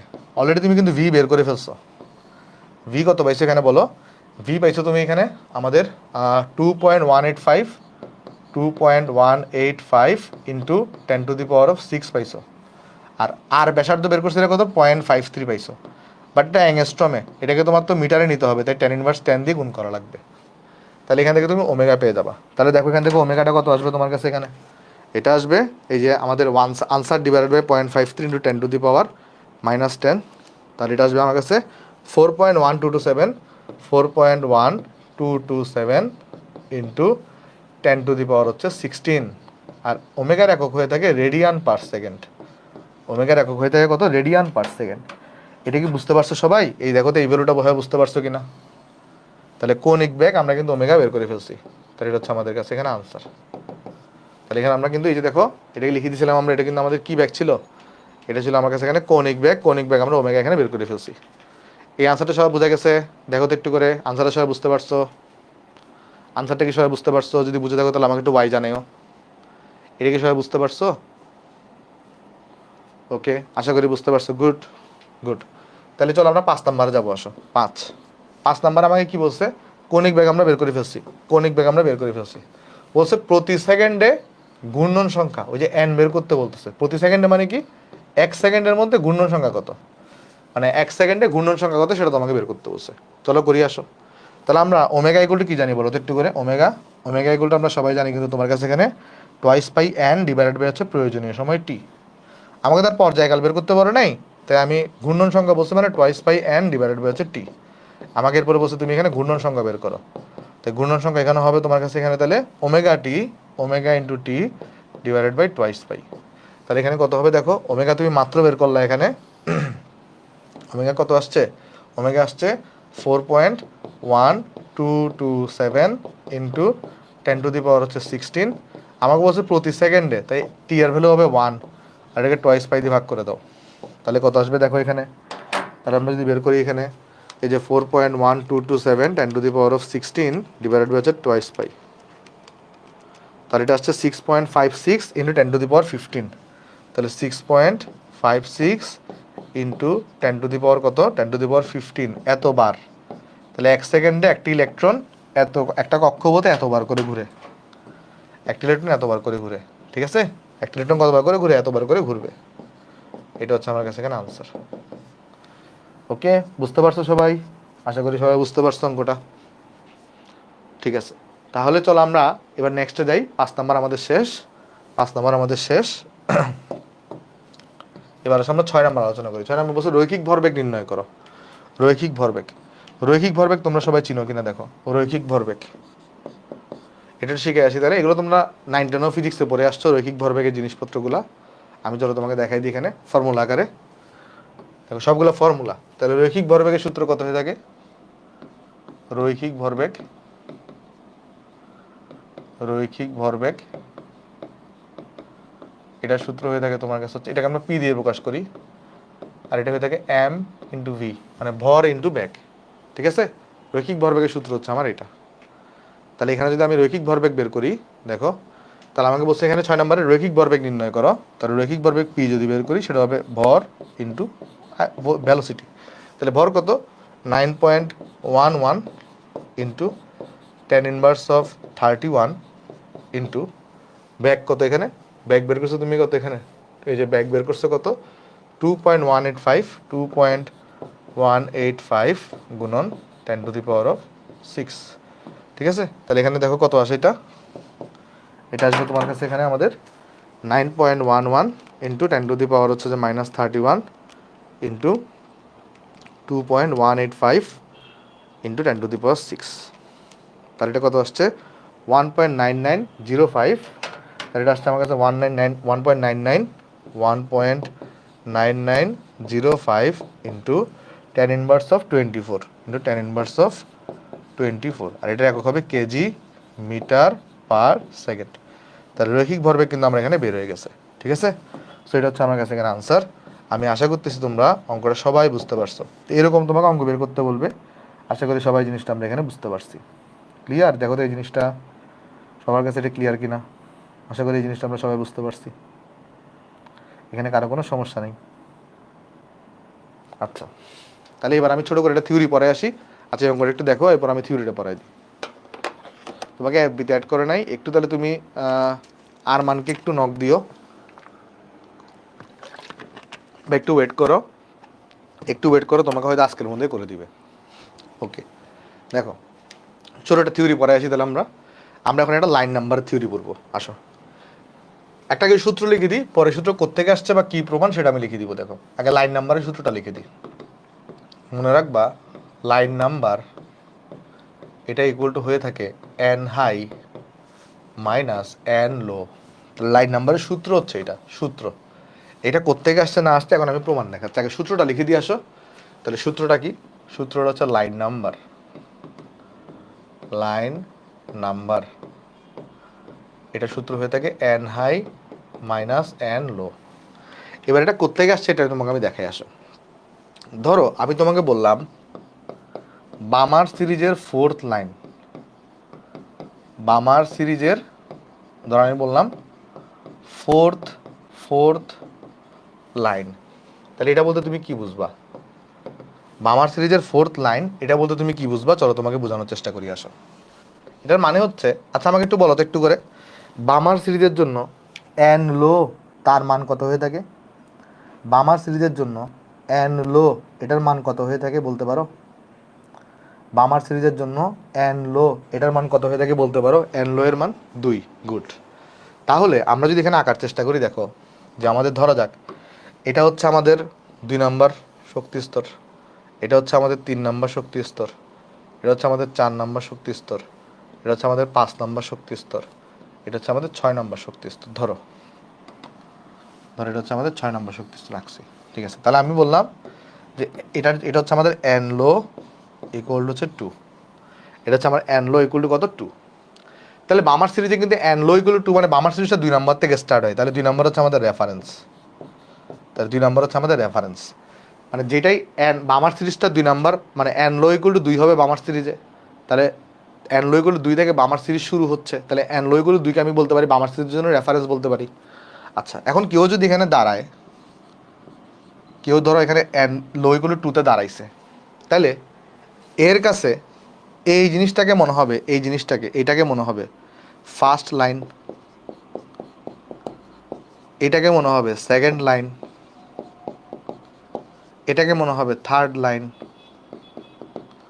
আর এটাকে মনে হবে ফোর্থ লাইন।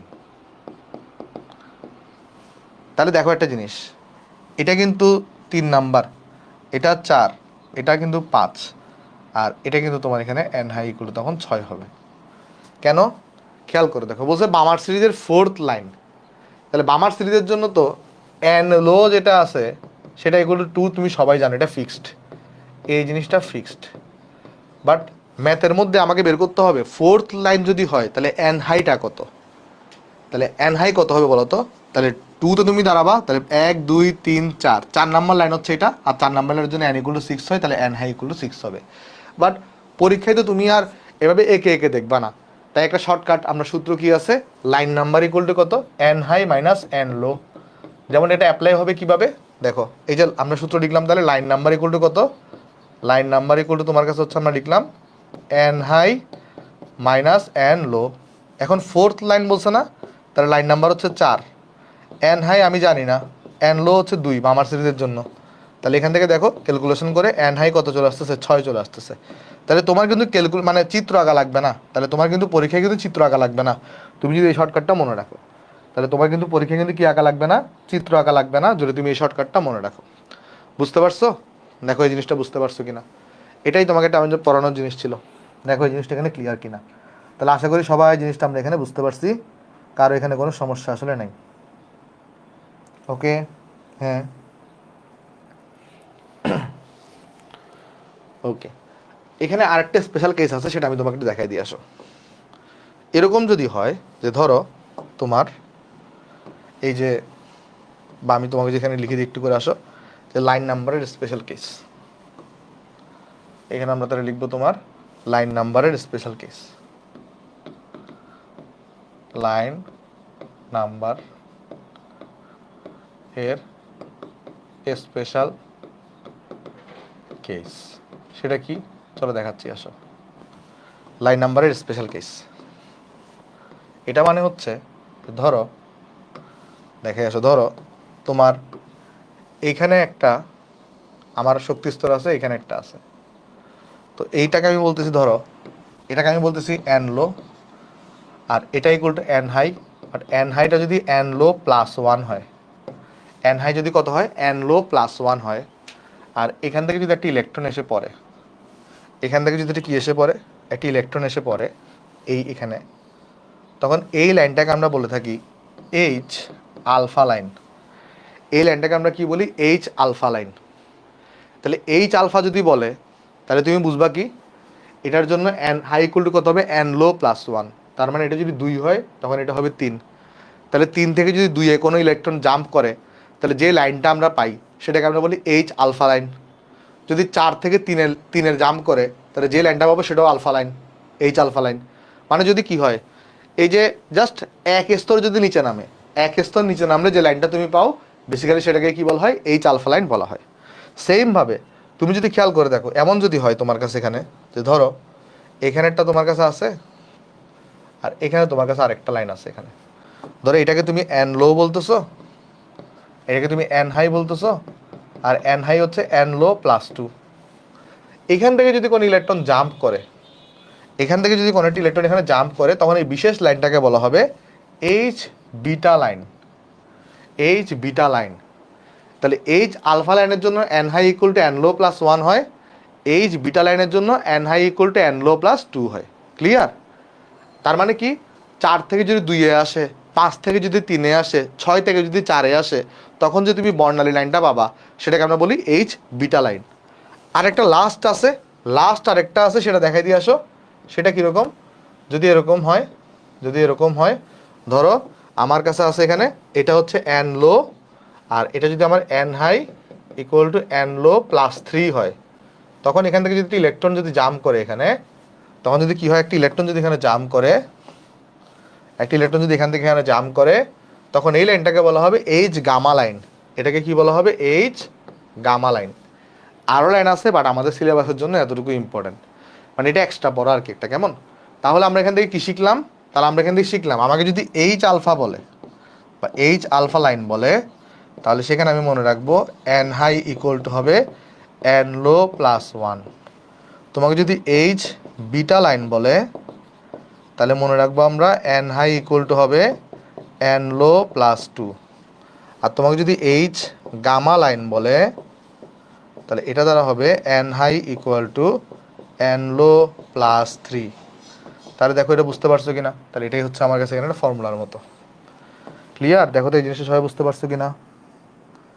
হ্যাঁ, গামার জন্য হচ্ছে 3, মানে যদি 4 থেকে 1-এ জাম্প করে, বা যদি 5 থেকে যদি 2-এ জাম্প করে, তখন এই বিশেষ লাইনটাকে বলা হবে তোমার কাছে এখানে গামা লাইন। ঠিক আছে? ওকে, দেখো জিনিসটা এখানে বুঝতে পারছো কিনা।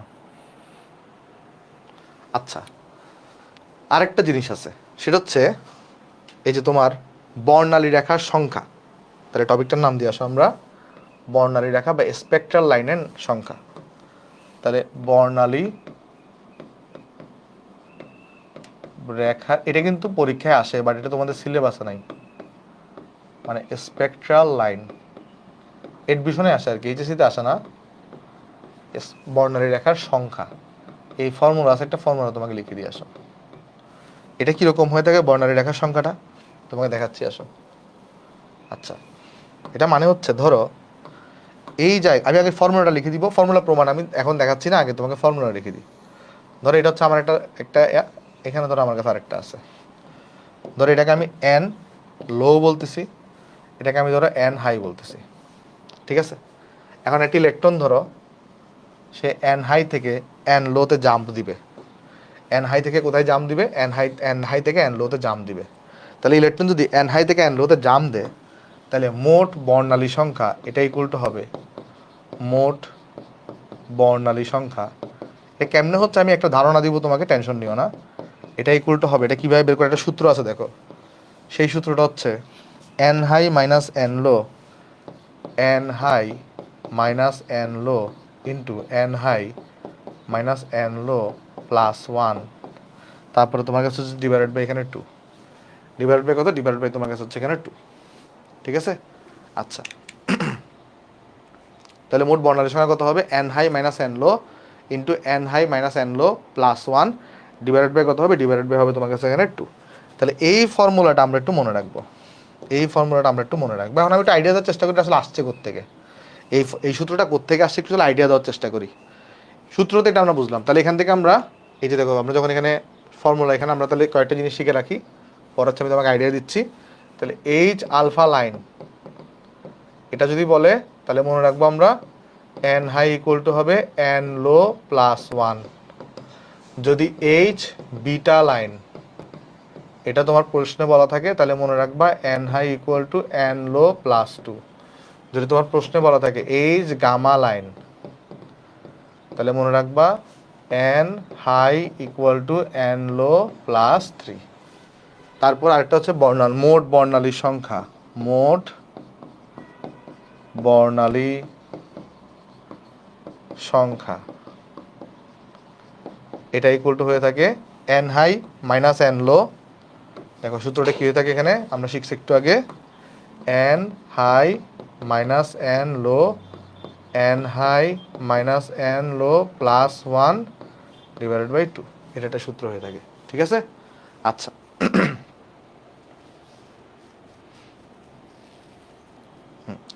তাহলে চলো আমি তোমাকে একটু বোঝানোর চেষ্টা করি এই সূত্র আসলে আসছে কোত্থেকে, বর্ণালী সংখ্যার সূত্রটা আসছে কোত্থেকে। চলো আমি তোমাকে একটু বোঝানোর চেষ্টা করি, আসো। ওকে, দেখাই আসো। আমরা 12টার দিকে ছুটি দিয়ে দিব, কেমন? আর 20 মিনিট আছে, 12টার দিকে আমরা ছুটি দিয়ে দিব। ওকে, 12টায় আমরা ছুটি দিয়ে দিব, যেহেতু নামাজ আছে। দেখো আমি তোমাকে দেখাই এটা কোত্থেকে আসছে। দেখো ধরো এটা যদি আমাদের কি হয়, আমি একদম সিম্পল করে আগে দেখাচ্ছি। ধরো এটা হচ্ছে আমাদের এন লো, ধরো এন লো ইকুয়াল টু হচ্ছে 1, ধরো এন হাই ইকুয়াল টু হচ্ছে 2। তাহলে বলো এখান থেকে একটা ইলেকট্রন যদি জাম্প দেয় তাহলে সে কয় জায়গায় সম্ভাব্য জাম্প দিতে পারবে? শুধুমাত্র এখান থেকে এখানে জাম্প হবে। তাহলে শুধুমাত্র এখান থেকে এখানে জাম্প হবে। তাহলে এখান থেকে তুমি কয়টা বর্ণালী পাবা? শুধু একটা বর্ণালী পাবা। বর্ণালী কয়টা পাবা? মোট বর্ণালী রেখার সংখ্যা কয়টা হবে? মোট বর্ণালী এক্ষেত্রে কিন্তু আমার মোট বর্ণালী হবে একটা। তাহলে চলো তো ফর্মুলা অনুযায়ী দেখি একটা আসে কিনা। চলো আমরা ফর্মুলা অনুযায়ী দেখি একটা আসে কিনা। যে মোট বর্ণালী সংখ্যা, এই ফর্মুলাটা কি ছিল? মোট বর্ণালী সংখ্যা, এই ফর্মুলাটা কি ছিল? মোট বর্ণালী সংখ্যা, এই ফর্মুলাটা ছিল N high minus N low. দেখো N high minus N low, তাহলে ফর্মুলা ছিল, আমি আগে ফর্মুলা লিখে দিই, N high minus N low, N high minus N low plus one divided by হচ্ছে টু। আচ্ছা আমাকে বলো এই ক্ষেত্রে এন হাইটা কত? এন হাই হচ্ছে 2। এই ক্ষেত্রে এন হাই কত?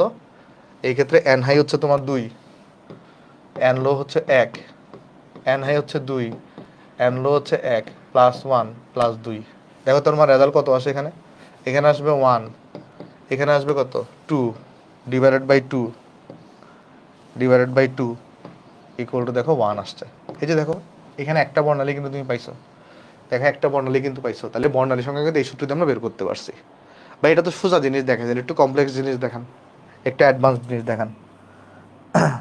হ্যাঁ SW দিব, SW দিব, একটু ধৈর্য ধরো, SW দিব। যাওয়ার সময় তোমাকে আমি SW দেখাই দিব। দেখো যদি এমন হয়, এটা একটা শক্তি স্তর, এটা ধরো একটা শক্তি স্তর, ধরো এটা হচ্ছে আমার কাছে এন লো, এটা ইকুয়াল হচ্ছে 1, এটা ধরো এন হাই, এটা ইকুয়াল ধরো 3। তাহলে এখানে মাঝখানে তো ইন্টারমিডিয়েট একটা শক্তি স্তর অবশ্যই থাকবে।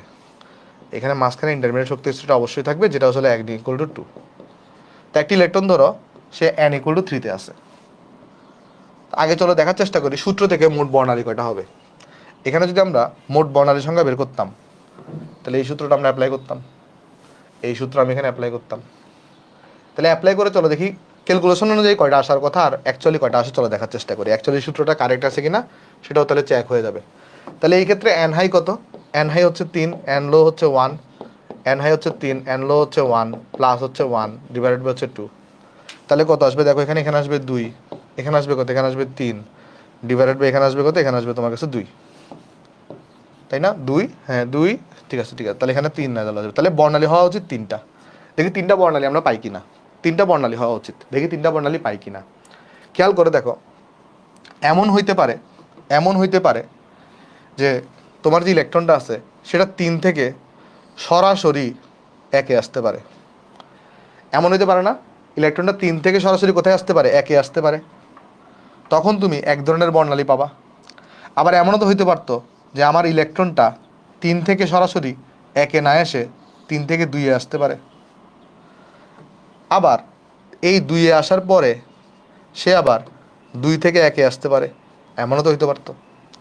তাহলে দেখো, এই ক্ষেত্রে তুমি একটা বর্ণালী পাইতা, এই ক্ষেত্রে তুমি একটা বর্ণালী পাইতা, এই ক্ষেত্রে তুমি একটা বর্ণালী পাইতা। তাহলে বর্ণালী কটা পাচ্ছ? দেখো, এইটা একটা বর্ণালী, এটা একটা বর্ণালী, এটা একটা বর্ণালী। তাহলে বর্ণালী পাচ্ছ 3টা। আর সমীকরণ অনুযায়ী মানে ইকুয়েশন অনুযায়ী করে আসছে 3টাই আসছে। তাহলে আনসার তাহলে সঠিক। কারণ 3টা বর্ণালী কেন? এমন হতে পারে ইলেকট্রনটা সরাসরি আমার 1 থেকে কোথায় 3 থেকে কোথায় আসতে পারে, 1 থেকে 1-এ জাম দিতে পারে। এমন হতে পারে ইলেকট্রনটা 3 থেকে 2-এ আসছে, তখন এটা বর্ণালী পাচ্ছ, আবার 2 থেকে 1-এও আসতে পারে। তাহলে দেখো জিনিসটা এখানে ক্লিয়ার কিনা। ক্লিয়ার? ক্লিয়ার, একদম সিম্পল হিসাব জিনিসগুলো। তাহলে আশা করি আমরা এই বর্ণালী নিয়ে, বর্ণালীর সংখ্যা নিয়ে আমাদের আর কোনো প্রবলেম হবে না। তাহলে চলো আমরা একটা ম্যাথ করি আসো, আমরা একটা ম্যাথ করি আসো এখানে। হ্যাঁ, চলো আমরা এই ম্যাথটা করি আসো। তাহলে আমাদের কাছে এই ম্যাথে দেখো কী বলতেছে, এই ম্যাথে দেখো আমার কাছে কী বলতেছে। এই ম্যাথে আমাকে এখানে কোয়েশ্চন, আচ্ছা আমি তোমাকে তাহলে 30 সেকেন্ড টাইম দিই, তুমি এই কোয়েশ্চনটা পড়ে দেখো, এরপরে আমি ম্যাথটা করে দিচ্ছি। কোয়েশ্চন এখন তোলার দরকার নাই, এখন জাস্ট কোয়েশ্চন পড়ে দেখো, পরে আমি ম্যাথটা করে দিচ্ছি তোমাকে। আজকে পড়া কি মজা লাগতেছে? আজকে কিন্তু অনেক ম্যাথমেটিক্যাল জিনিসপত্র ছিল এবং অনেক গুরুত্বপূর্ণ হতো। আজকে কিন্তু আমরা পড়া পড়ছি। আজকের লেকচারটা কিন্তু কেউই বাদ দেওয়া যাবে না। আজকের লেকচার কেমন লাগতেছে জানিও।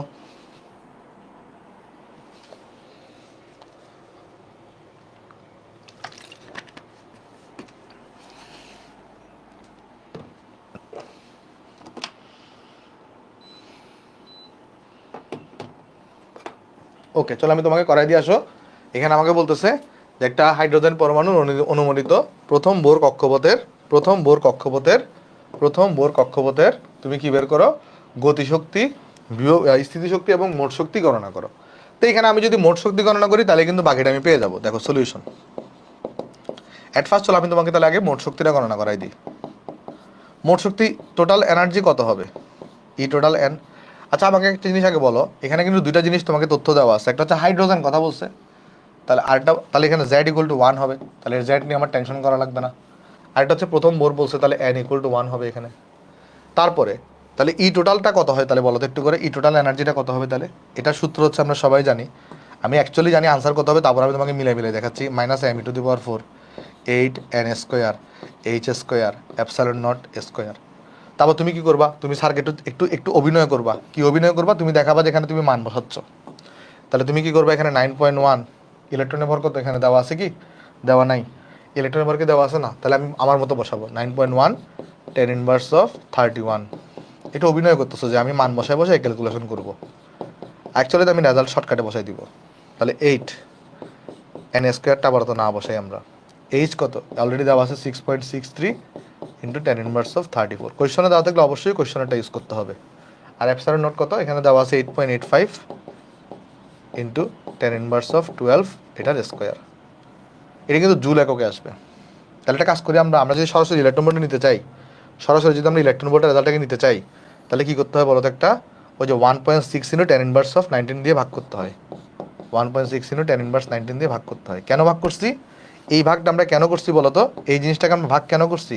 আমরা জুল থেকে ইলেকট্রন ভোল্টে নেওয়ার জন্য। তাহলে এখন আমার কিন্তু এখানে সরাসরি ই টোটাল এন এটার একটা ফর্মুলা আমাদের কাছে চলে আসবে।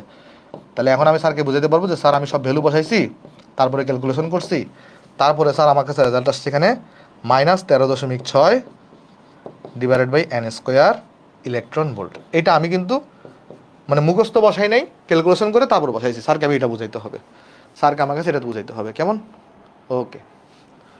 তাহলে এখন দেখো, তাহলে আমার কাছে এখানে কী করবো? তাহলে আমরা এখন জাস্ট ভ্যালু বসাবো। তাহলে -13.6 ডিভাইডেড বাই এন কত এখানে? এন হচ্ছে আমার কাছে প্রথম বোর বসে, তাহলে এখানে 1², তাহলে আসবে -13.6 ইলেকট্রন ভোল্ট আসবে। শেষ। আমার কিন্তু আনসার হয়ে গেছে এখানে, আমার কিন্তু এখানে আনসার হয়ে গেছে। এটা হচ্ছে আমার কাছে এখানে আনসার। তাহলে একটা আনসার কিন্তু আমার কাছে এখানে শেষ, -13.6 ইলেকট্রন ভোল্ট। দেখো সবাই এখানে বুঝতে পারছো কিনা এটা? আশা করি বুঝতে পারছো। তাহলে এরপরে কাজটা কী হবে আমার কাছে এখানে? এরপরে কাজটা হবে আমার গতিশক্তি এবং স্থিতিশক্তি গণনা করা। এটা তো অলরেডি আমরা শিখে আসছি। দেখো মনে পড়ে কি না, তোমাকে আমি দুটো সূত্র শিখাইছি যে আমাদের টোটাল এনার্জিটাকে আমরা তাহলে কি লিখতে পারি? টোটাল এনার্জিটাকে আমরা তাহলে কি লিখতে পারি? আমরা তাহলে লিখতে পারি কিন্তু -EKN। দেখো এটা মনে পড়ে কিনা? একদম প্রথম দিকে পড়াইছি তোমাকে, একদম প্রথম দিকে। এই যে দেখো কোথায় পড়াইছি এটা, এই যে দেখো আজকের একদম প্রথম দিকে তোমাকে পড়াইছি আমি এটা। এই যে ই টোটাল এনটা মাইনাস ই ক্যান লেখা যায়। তাহলে আমরা কি করতে পারি এখানে বলো তো, আমরা জাস্ট এখানে এটা ভ্যালু বসাই, এখন আনসারটা লিখে দিব, আর কিছুই না। এই যে এটা তো, তাহলে আমার কি লাগবে, আমার লাগবে ই ক্যান লাগবে, আমার তো গতিশক্তি বের করতে বসে, তাহলে ই কে এন, এটা এগুলো তাহলে কত হবে মাইনাস ই টোটাল এন, তাহলে মাইনাস এটা কত মাইনাস 13.6, তাহলে এখানে আসবে কত 13.6 ইলেকট্রন ভোল্ট। তাহলে আমার কাছে কিন্তু এখানে গতিশক্তিটা বের হয়ে আসছে, ঠিক আছে, গতিশক্তি বের হয়ে আসছে, তাহলে এটা হচ্ছে আমার কাছে এখানে আনসার। আর লাস্টে যদি তুমি আরেকটা করতে চাও, যে আমাদের 2 নাম্বার যেটা ছিল ইপিএন, ই টোটালের সাথে তার সম্পর্কটা কীরকম ছিল বলো তো, তার সম্পর্কটা ছিল কিন্তু এখানে ইপি এন ডিভাইডেড বাই কিন্তু 2 ছিল, মনে আছে কিনা দেখো, এটা কিন্তু তোমাকে আমি প্রমাণ করে আসছিলাম তখন, ইপি এন ডিভাইডেড বাই এখানে 2 ছিল। তাহলে 2 যদি হয় তাহলে এখান থেকে দেখো ইপিএন এই জিনিসটা কত আসবে 2 টাইমস ই টোটাল এন, তাহলে এখানে কত আসছে দেখো 2 গুণন ই টোটাল মানে কত মাইনাস 13.6, তাহলে এখানে আসবে কত দেখো, এখানে আসবে আমি যদি গুণফল করি তাহলে এখানে আসবে কত, এই যে আমাদের 2 ইন্টু মাইনাস 13.6, তাহলে এটা আসছে আমার মাইনাস 27.2 ইলেকট্রন ভোল্ট। হ্যাঁ ওকে, তাহলে এটা হচ্ছে আমার কাছে এখানে আনসার। ঠিক আছে, তাহলে আমরা আজকে আর না আগাই, কারণ আজকে তো নামাজ আছে, তাহলে আর একটু পড়াইতাম, আমরা আগামী ক্লাসে এই ম্যাথগুলো থেকে করব, এই ম্যাথগুলো থেকে আমরা আগামী ক্লাসে করবো, আজকে আর বাড়ির কাজ না দিই, কারণ হচ্ছে বেশি কিছু পড়াতে পারিনি। আগামী ক্লাস তো শনিবারই দেখা হবে। কালকে আমরা যেটা করবো, আমাদের এই টপিকের উপরে যতগুলো ম্যাথ আছে, যতগুলো সৃজনশীল আছে, যতগুলো তোমার হচ্ছে এমসিকিউ আছে, সব আগামী ক্লাস আমরা শেষ করে ফেলবো, যেন আমরা পরের ক্লাস থেকে নতুন পড়া ধরতে পারি, কেমন? তো আমি আশা করি তোমাদের আজকের লেকচার অনেক ভালো লাগছে, কারণ আজকের লেকচারে কিন্তু থিওরিটিক্যাল পড়া থেকেও ম্যাথমেটিক্যাল সূত্র প্রমাণ ছিল, তারপর এগুলো মজার ছিল, ম্যাথ ছিল কিন্তু, তাই না? তাহলে সবাই ভালো থাকবা, আসসালামু আলাইকুম।